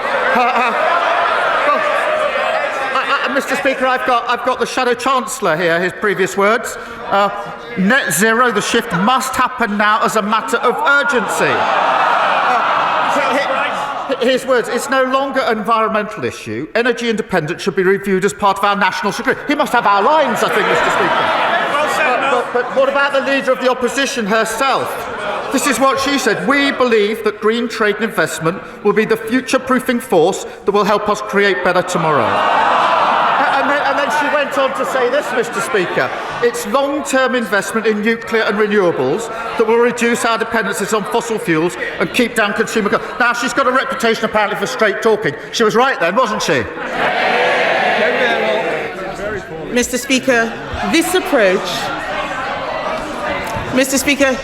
approach to net zero is irrational. It's doomed to fail. Those aren't my words, they're Tony Blair's. He wants to throw words back, he should speak to him. Bring it back. But the truth is, the Prime Minister is on another planet. His net zero plans mean ever more expensive energy. Across the country, jobs are disappearing. Last week, a ceramics factory in Stoke closed because of energy costs. This morning, 250 more job losses have been announced in the North Sea. And yet, the amount of gas the UK is importing is doubling. So why is he shutting down the North Sea rather than getting our oil and gas out of the ground and making energy cheaper? Mr. Speaker, as I've said many times, oil and gas will be part of the mix for many decades to come. But net zero, Mr. Speaker, is an opportunity to be seized. We've had over £43 billion invested since July of last year in clean energy. That's good for the economy, good for business, good for jobs, apprentices and growth. Mr. Speaker, the global race is on for the jobs of the future, and I believe Britain can win that race. The leader of the opposition, I don't think, is yet a climate denier, but she's a climate defeatist. She doesn't believe in Britain's ability to win the race for our economy, businesses and jobs. And they've never backed Britain. There's nothing patriotic about that. Mr. Speaker, he's got no answer, but he couldn't even bring himself to say something. He couldn't even bring himself to say something to the 250 people who found out that they lost their job this morning. The fact is, pensioners are poorer and people are being laid off. From winter fuel to net zero, his energy policy is a disaster and everyone knows it. We know it, the public know it, the unions know it, his MPs know it, even Tony Blair knows it. His only answer is to go further and faster in the wrong direction. Why should we all suffer because he won't admit he has got this wrong? Mr. Speaker, of course nobody wants to see job losses, but she should address her comments to the tens of thousands of men and women in this country working on renewables for the future of our country and tell them that she doesn't want that. That is anti-growth, anti-jobs and anti-working people. But every week, Mr. Speaker, she comes along to talk the country down, to cart from the sidelines. She can't even bring herself to celebrate the deal we've done with India. They took 8 years fiddling around and got absolutely nothing. We've delivered the best deal since we left the EU, the most ambitious deal for India, which has been measured in billions of pounds into our economy and thousands of jobs in the country. She should be welcoming that. Weston. Thank you, Mr. Speaker. UK automotive faces major challenges, and Trump's tariffs are the latest crisis to hit the industry. Investment and jobs are now on the line, from Mini to McLaren, Aston Martin, Jaguar Land Rover, and many others. Will the Prime Minister continue to make their case in his talks with the US regime and remain a champion for this vital sector, unlike the Honourable Member for Clacton, who believes that Jaguar deserves to go bust? Mr. Speaker, he makes a very good point. We are backing British car companies like JLR, and our India trade deal will see tariffs slashed for car sales, and that is good for British jobs. And the criticism on the double taxation is incoherent nonsense. It's a benefit to working people. It's in the agreements that we've already got with 50 other countries. And if the member for Clacton or the leader of the opposition is seriously suggesting that they're going to tear up agreements with 50 other countries, create a massive hole in our economy, they should get up and they should say so. Leader of the Liberal Democrats, Ed Davey. Thank you, Mr. Speaker. As we celebrate 80 years since Britain led our allies to victory over fascism, can I, on behalf of the Liberal Democrats, pay tribute to all those who struggled and sacrificed so much for our freedoms today? And can I associate myself with the Prime Minister's remarks about the conflict in Kashmir, and with him urge restraint and de-escalation on both sides? Mr. Speaker, among the messages voters sent ministers last week, one stood out: bring back the winter fuel payment for millions of struggling pensioners. So people will be disappointed the Prime Minister failed to do that today. Mr. Speaker, he says he wants to go further and faster to clean up the mess left by the Conservatives. But on social care, so crucial for our NHS, he's going slower and slower. Not only will the Casey Commission take 3 years, we learnt on Friday the government plans to take an extra 7 years to implement it, not till 2030. 36. So will the Prime Minister rip up that timetable, make sure he doesn't repeat the mess made by the Conservatives, and get on with fixing social care this year? Mr. Speaker, as he knows, we're taking this in 2 stages. We are already taking measures to increase the support for social care, quite right too, and doing the long work to reform and make sure we put a system in place. But can I just say to him once again, he comes here every week saying we should spend more money, and he comes here at the same time saying he doesn't want to pay for any of the measures to raise that money. That is nonsense. Sir Ed Davey. Mr. Speaker, I'm disappointed with that answer, and I will keep coming back to hold the Prime Minister to account. Mr. Speaker, people also want a government that will stand up for our country against Donald Trump. Mr. Speaker, first he came for our steelworkers and our car makers with his outrageous tariffs. Now Donald Trump is coming for our world-leading British film industry. So will the Prime Minister work with our allies in Europe and in the Commonwealth and make clear to President Trump that if he picks a fight with James Bond, Bridget Jones and Paddington Bear, he will lose? Mr. Speaker, he really should listen to the sectors that he thinks he's championing. They do not want us to abandon the work we're doing to try and get an agreement with America. They want that agreement to reduce tariffs. That's the sensible, pragmatic way to protect our national interest. It is not sensible or pragmatic to choose between the US and the EU, to abandon the work we're doing on trade with the US and leave the tariffs exactly where they are. That's the most damaging thing that could possibly be done. Jack Abbott. Refer to the House as my register of interest. Mr. Speaker, for young people... It is 16 minutes after 12, and I think between us, Aggie, we got absolutely everything wrong in our predictions there. I think that was mostly me. No, don't be ridiculous. I'm prepared to take 48% of the blame. It is 12:16. James O'Brien on LBC.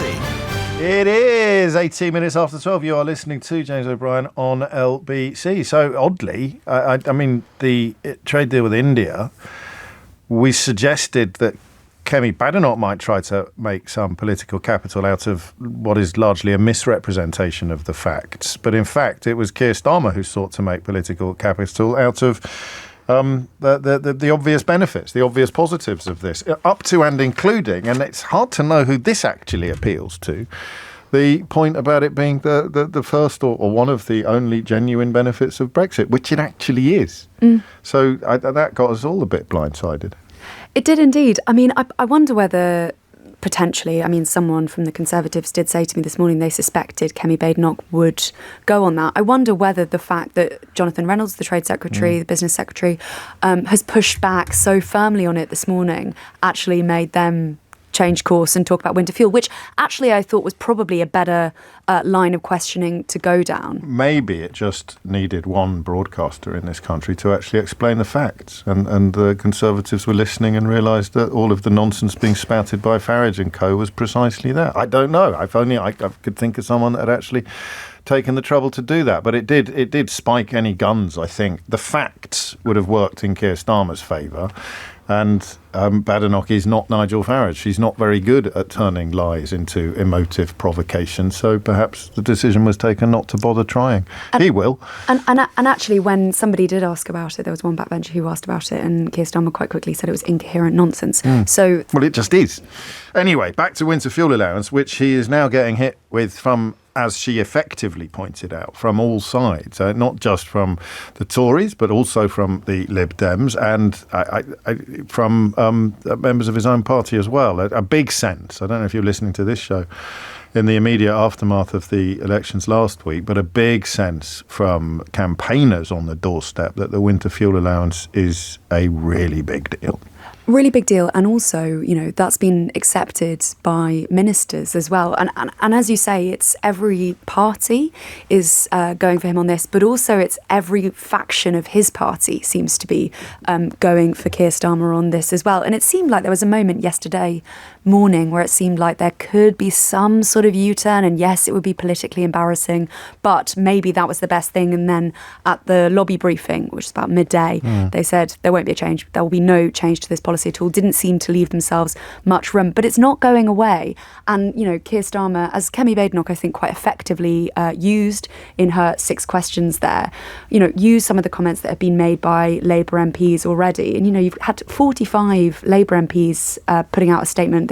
There are 45 Labour MPs in the Red Wall caucus group putting out a statement overnight, basically saying that he says he's going further and faster in delivering his plans, but that's falling on deaf ears and saying our voters told us loudly and clearly we've not met their expectations. So I think Kemi Badenoch was probably right to go on that, because that is an extremely live subject and just doesn't seem to be going away. What would the calculation be? Will the calculation be that the political benefit of changing it will be drowned in the damage already done and the perception of weakness and flip-flopping, and it puts them in a position where every single thing they announce subsequently could just be seen as pending revolt, pending rebellion, pending attack? Yes, I think that's exactly it. I think it is difficult to U-turn at the best of times. It is extremely difficult to U-turn 9 months on.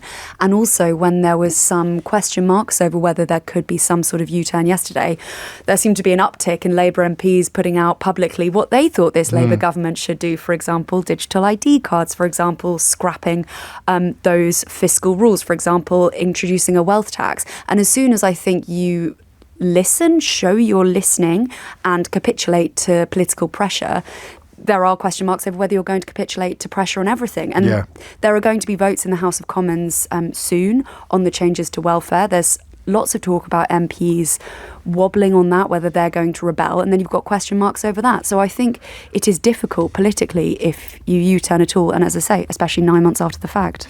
Why did they do it, do you think? Why did they go in so early with something so potentially, it's at the very least, controversial?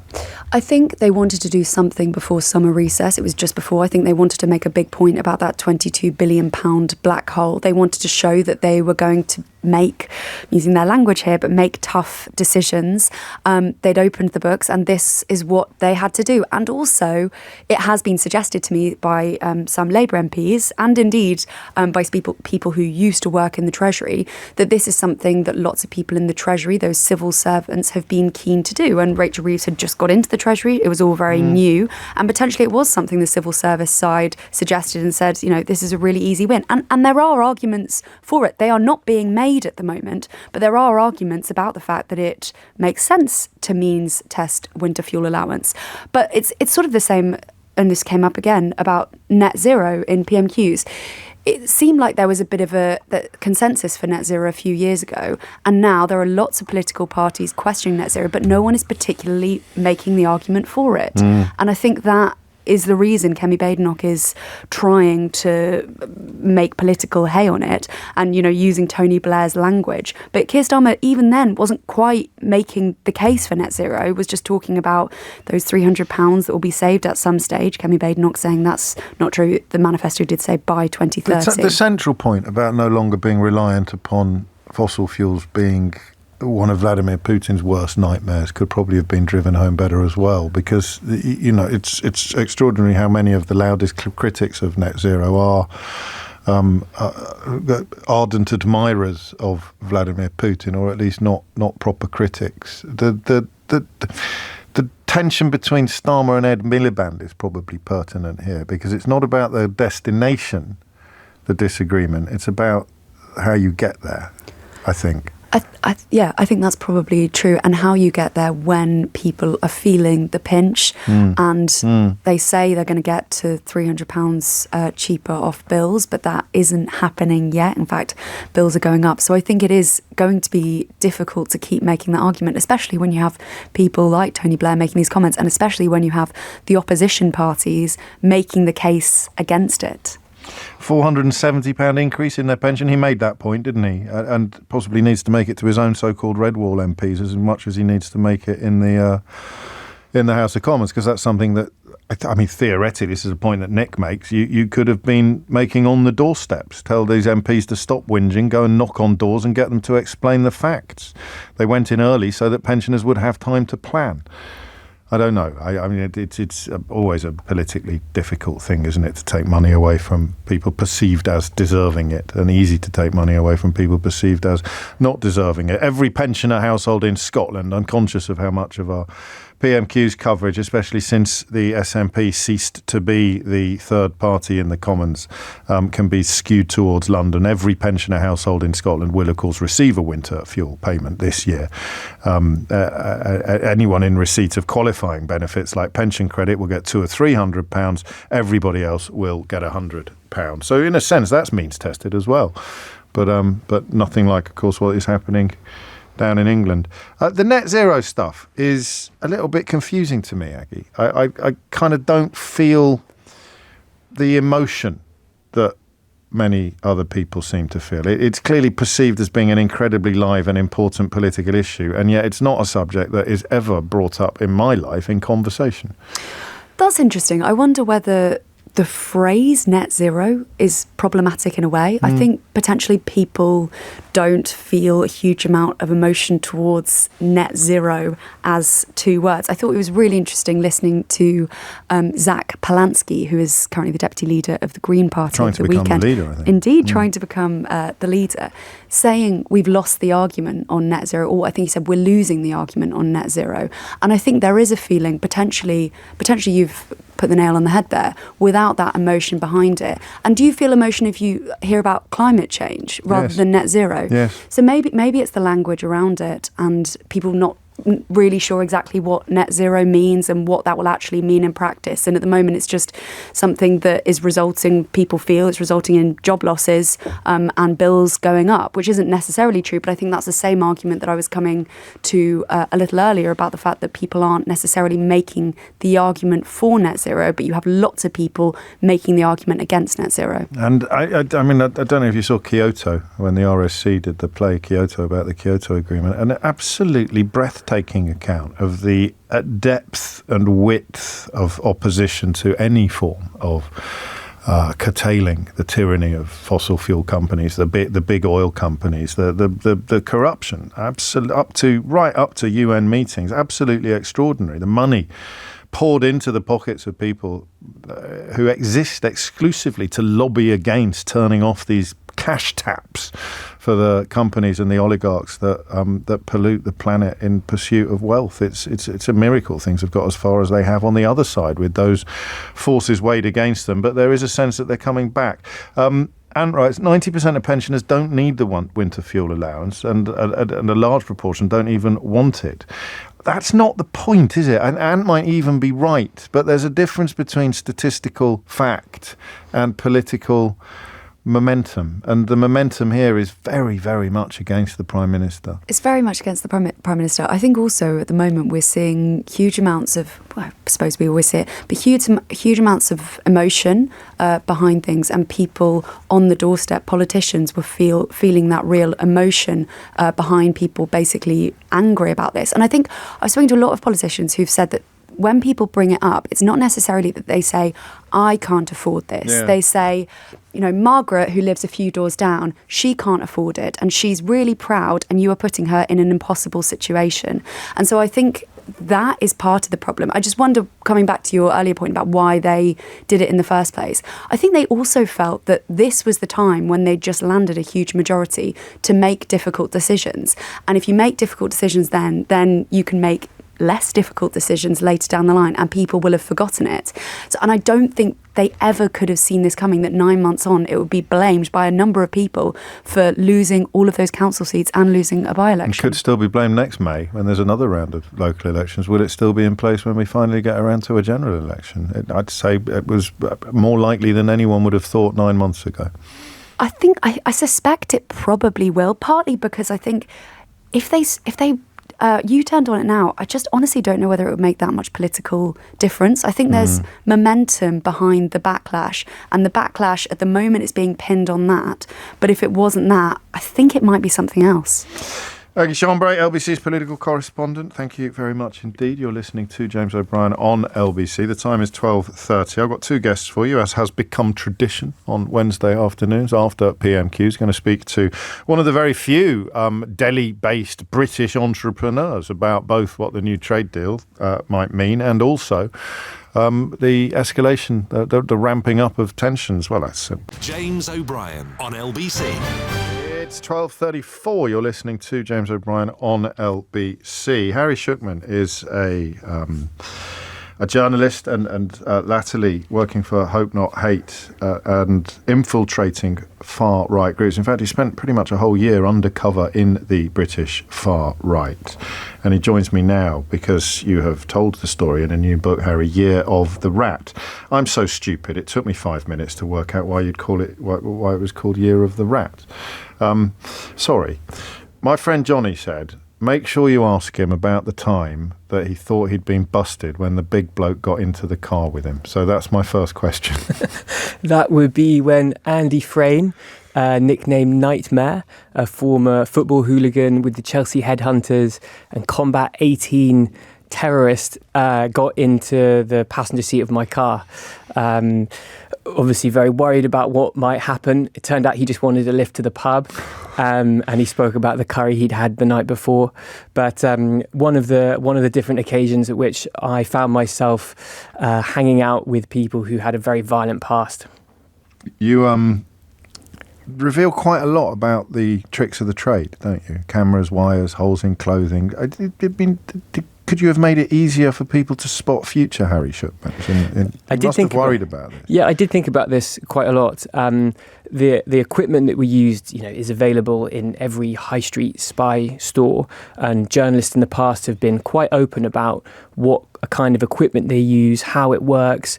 There have been a lot of memoirs by former News of the World journalists, big Amazon Prime documentary about the fake shake, going into lavish detail about how cameras are stored and where.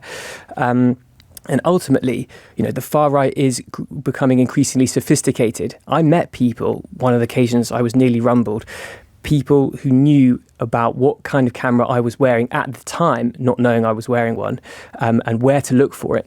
So I think that there needs to be probably a bit more of a catch-up in what kind of equipment journalists use, and to know that actually these kinds of devices have been around for years. Fair enough.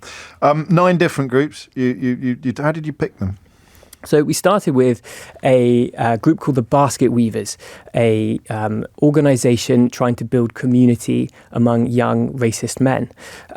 This was advertised on the website of a disgraced academic, and it was seen as a way in that would be less risky for me, a bit less of a, the people involved in this group weren't violent.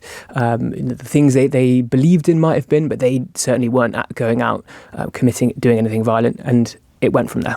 And the way in for you was during the pandemic, I think, wasn't it? Or that was when your curiosity was piqued and your frustration was exacerbated.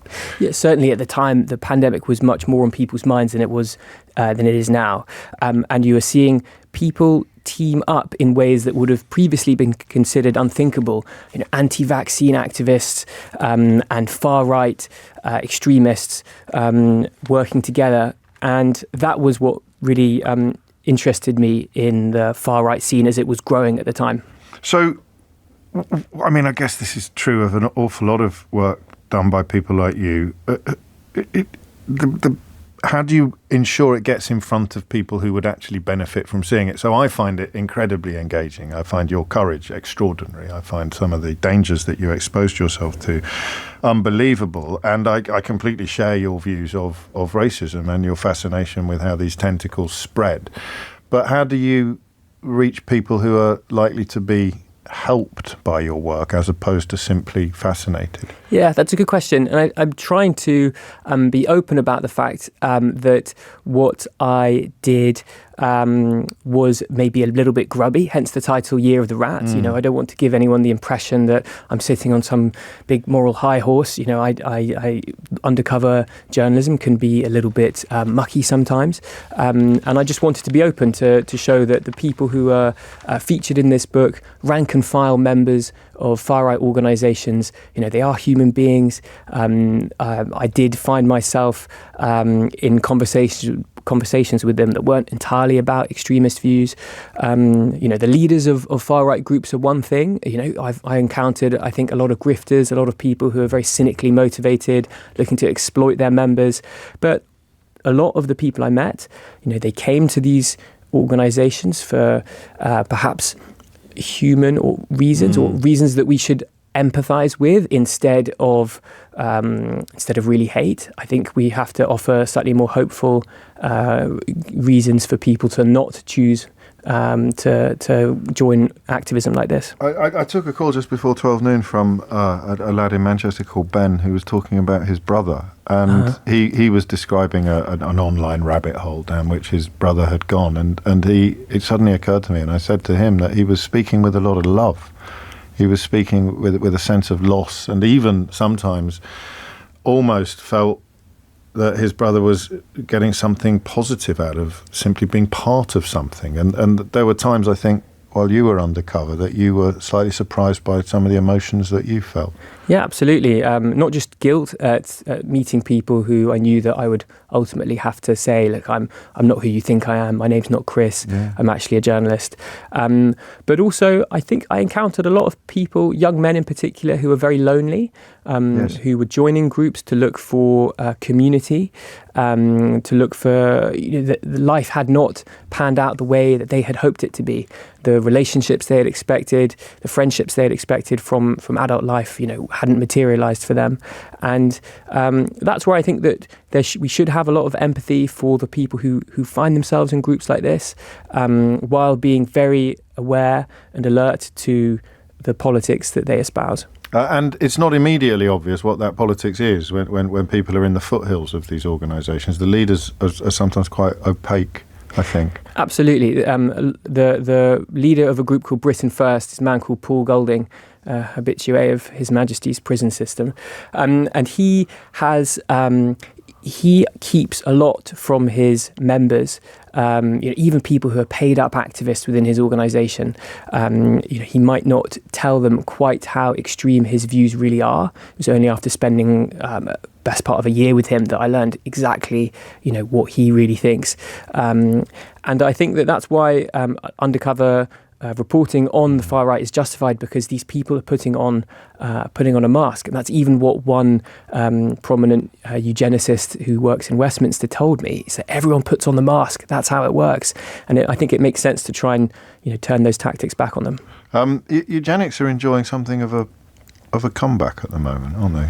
I think so. The richest man in the world, Elon Musk, has been talking about the need for smart people to have babies. And I think that ideas about which races are superior than others, the need to maintain different types of traits, how to do that, sadly very popular ideas in Silicon Valley, and, you know, we're very worried about their spread on this side of the Atlantic. And some break through, and you've written about Andrew Sabisky, who came in under sort of Dominic Cummings's patronage to Downing Street himself, and he was on the record as claiming that there was a far greater percentage of blacks than whites in the range of particularly low IQs. What's the relationship between racism and eugenics? Is it an attempt to cloak base bigotry in the language of intellectuals?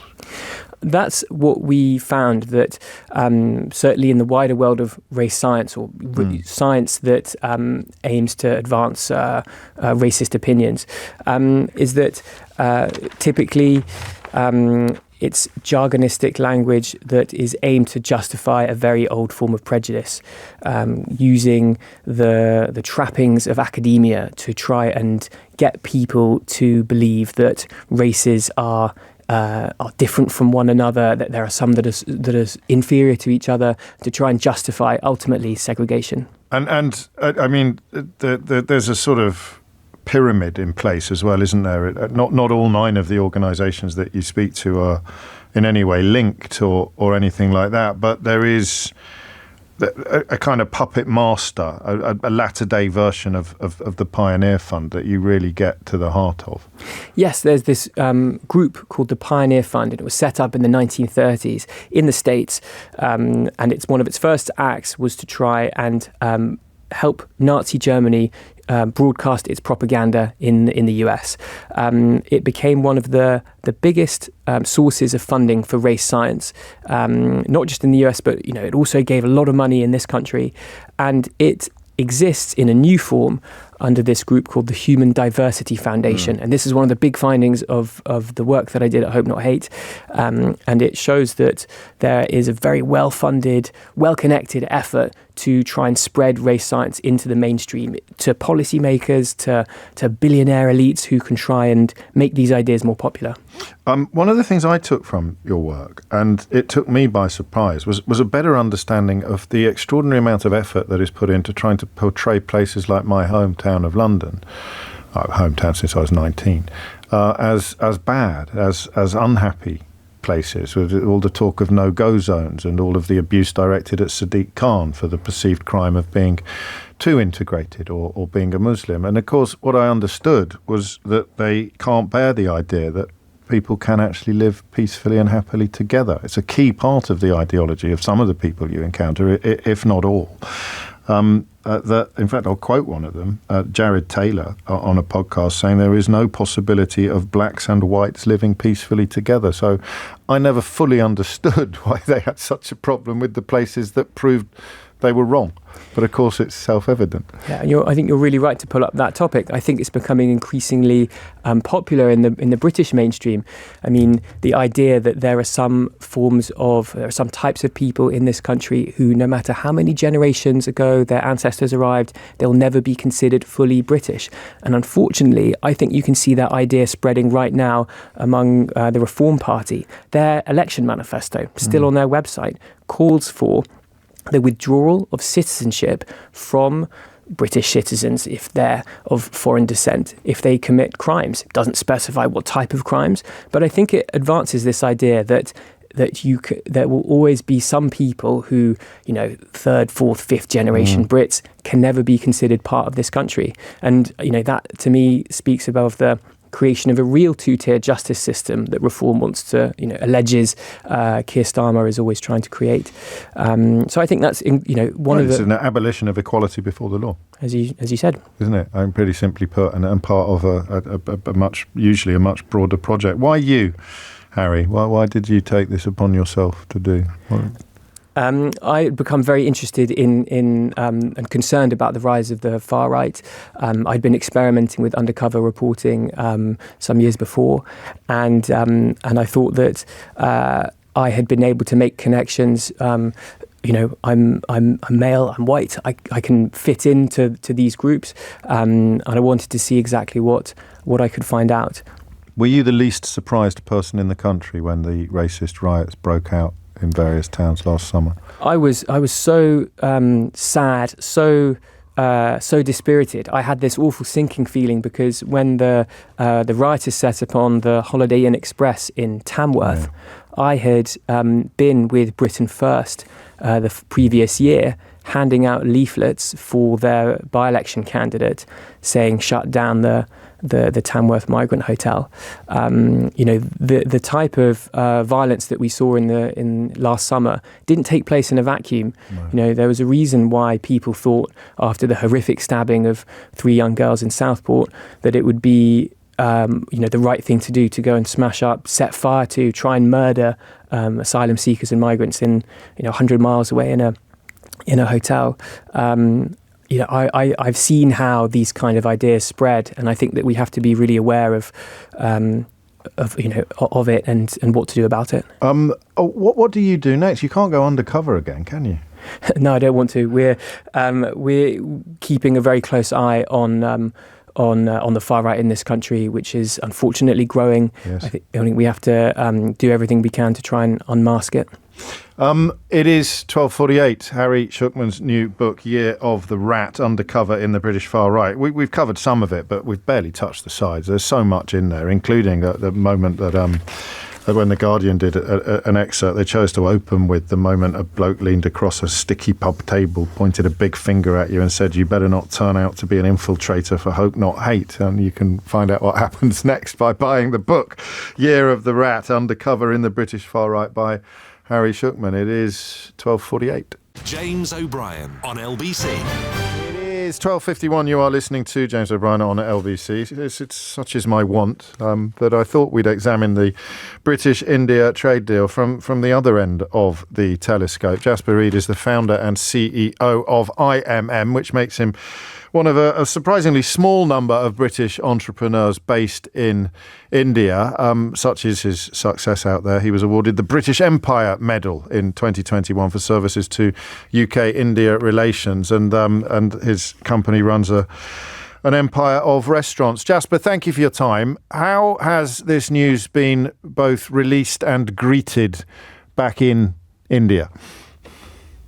Hi, James. Well, I think India, like the UK, very pleased. I mean, this has been effectively, James, 10 years in the making, the day after Brexit. So it's hard work. There's been 14 rounds. So I think quietly satisfied. Of course, and this is part of the context, only a few hours later, India bombed Pakistan. So Narendra Modi's sort of been slightly multitasking. You don't think the two events, it's not a coincidence that one has followed so fast upon the other?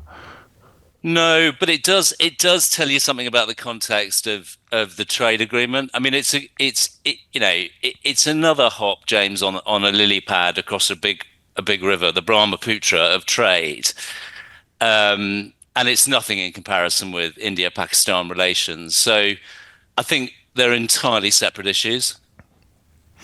What does interest me is, I know this is a particular area of enthusiasm for you, is the relatively small number of people, or the vanishingly small number of people who make the journey you have made.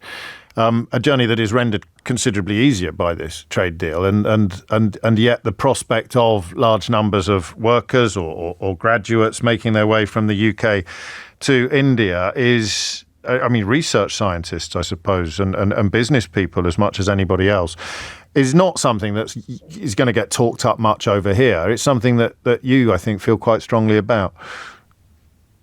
Yeah, I think it's it's a tough road, James. I mean, if you look at why are there 2 million non-resident Indians in the UK or 6 million in the United States, that's largely driven many decades ago by economic necessity. So you don't have the same driver the other way around, right? I mean, I came here as a piece of sort of corporate adventurism. Dad liked India. My grandfather worked for Tata. So there's sort of an India thing. Having said that, what it's created in terms of knowledge, bilateral knowledge, is a deep imbalance, right? I mean, you know as well as I do that whether it's Freddie Mercury or Salman Rushdie or Rishi Sunak, there's a ton of Indians all across the UK with deep knowledge who excel in all kind of sectors. There's hardly any British citizens operating out of here. So it's understandable, but I think until that's corrected, to a certain extent, India will always have the upper hand. And India is very competitive and very big and very complex. I mean, if ever there was a history of commercial excellence and entrepreneurship, I think India would be in the first chapter. How would you get young people out there? How would you encourage young people to? I mean, I know you talk a bit about a 30-year view on these things. How would you persuade people or indeed engender a policy that made it easier? Well, I think where I come from on this, James, and I try and encourage lots of young people from the UK, Germany, US, wherever it is. And at the moment, and back to that economic necessity point, jobs are hard to come by in the UK. So, my stock phrase to anyone, boys or girls, sitting around, with a degree or not a degree, is don't sit there waiting for Price Waterhouse to get in touch, right? Come to India, your cost of living here is a fraction of the UK. Scrabble together a bit of money. Actually, there is a deep interest in having foreigners here because there are so few. So I think it's just it's getting people revved up a bit. And appealing to the fact that, you know, the UK is not economically in the best place at the moment, and India's on the rise. Not to be negative, but what have been the biggest challenges you faced as a British entrepreneur setting up shop in India? Can I have another couple of hours? No, I'll give you a couple of minutes. It's very, very competitive. And I think the way I describe it is if you're a Punjabi going to Paris and you've never done business in Paris, I think that's pretty tough too. So I think it's a natural learning curve, and it takes the time it takes. And honestly, James, there's no change from 10 years. I think if I was to pick up at a couple of areas, people like to talk about corruption and graft and the rest of it, but I don't think that's any worse than anywhere else in some ways. But it is very, very competitive. My God, you need your A game here. And by that you mean there's no room for kind of lethargy or complacency? You can't. It's just. You've got to be hungry to make the move in the first place, haven't you? In a sense, it's not something that anybody's going to undertake casually. I think you need to be somewhere on the spectrum between sort of mad, deluded, hungry, somewhere in that. You definitely need a reason. But when you get here, your novelty value wears off in about 2 minutes. Okay. And then you're in the arena. And it's a very, very complex and competitive place to operate. India grows relatively slowly, James, on the demand side, but on the supply side, at any given time, there are millions and millions of hungry entrepreneurs, and it's entrepreneurial in a way that I think actually, if you're British, you'd learn an awful lot coming out here. Jasper Reid, many thanks, founder and CEO of IMM, which is, as I say, a big hospitality company in India, which Jasper founded, providing us with some insights from, if you like, the other end of the telescope of what this deal may mean. And I thought that was an important conversation to have because of the absolute determination in the coverage that I've seen so far to ignore the opportunities that this might present to young British people to make the journey in the opposite direction. It's extraordinary about how the conversation about migration is conducted in this country at the very best of times. But the idea that this actually replaces some of the opportunities potentially taken away by Brexit for British workers being seconded by their companies to Delhi and elsewhere. But we can but hope. It is coming up to 12:59. You are listening to James O'Brien on LBC, where we can tell you now that the new LBC app is up and running and spectacular in every way. If you missed any of today's show, you can listen back on Catch Up, not just on Global Player, but also on the brand new LBC app, where you can stay up to date with all the latest news and opinion, put your news categories in the order you want, and pause and rewind live radio, as well as listen to a range of podcasts. Download the all-new official LBC app for free from your app store now. Coming up at 4 on LBC, it's Tom Swarbrick, but now it's time for Sheila Fogarty. Thank you very much, James. James O'Brien on LBC.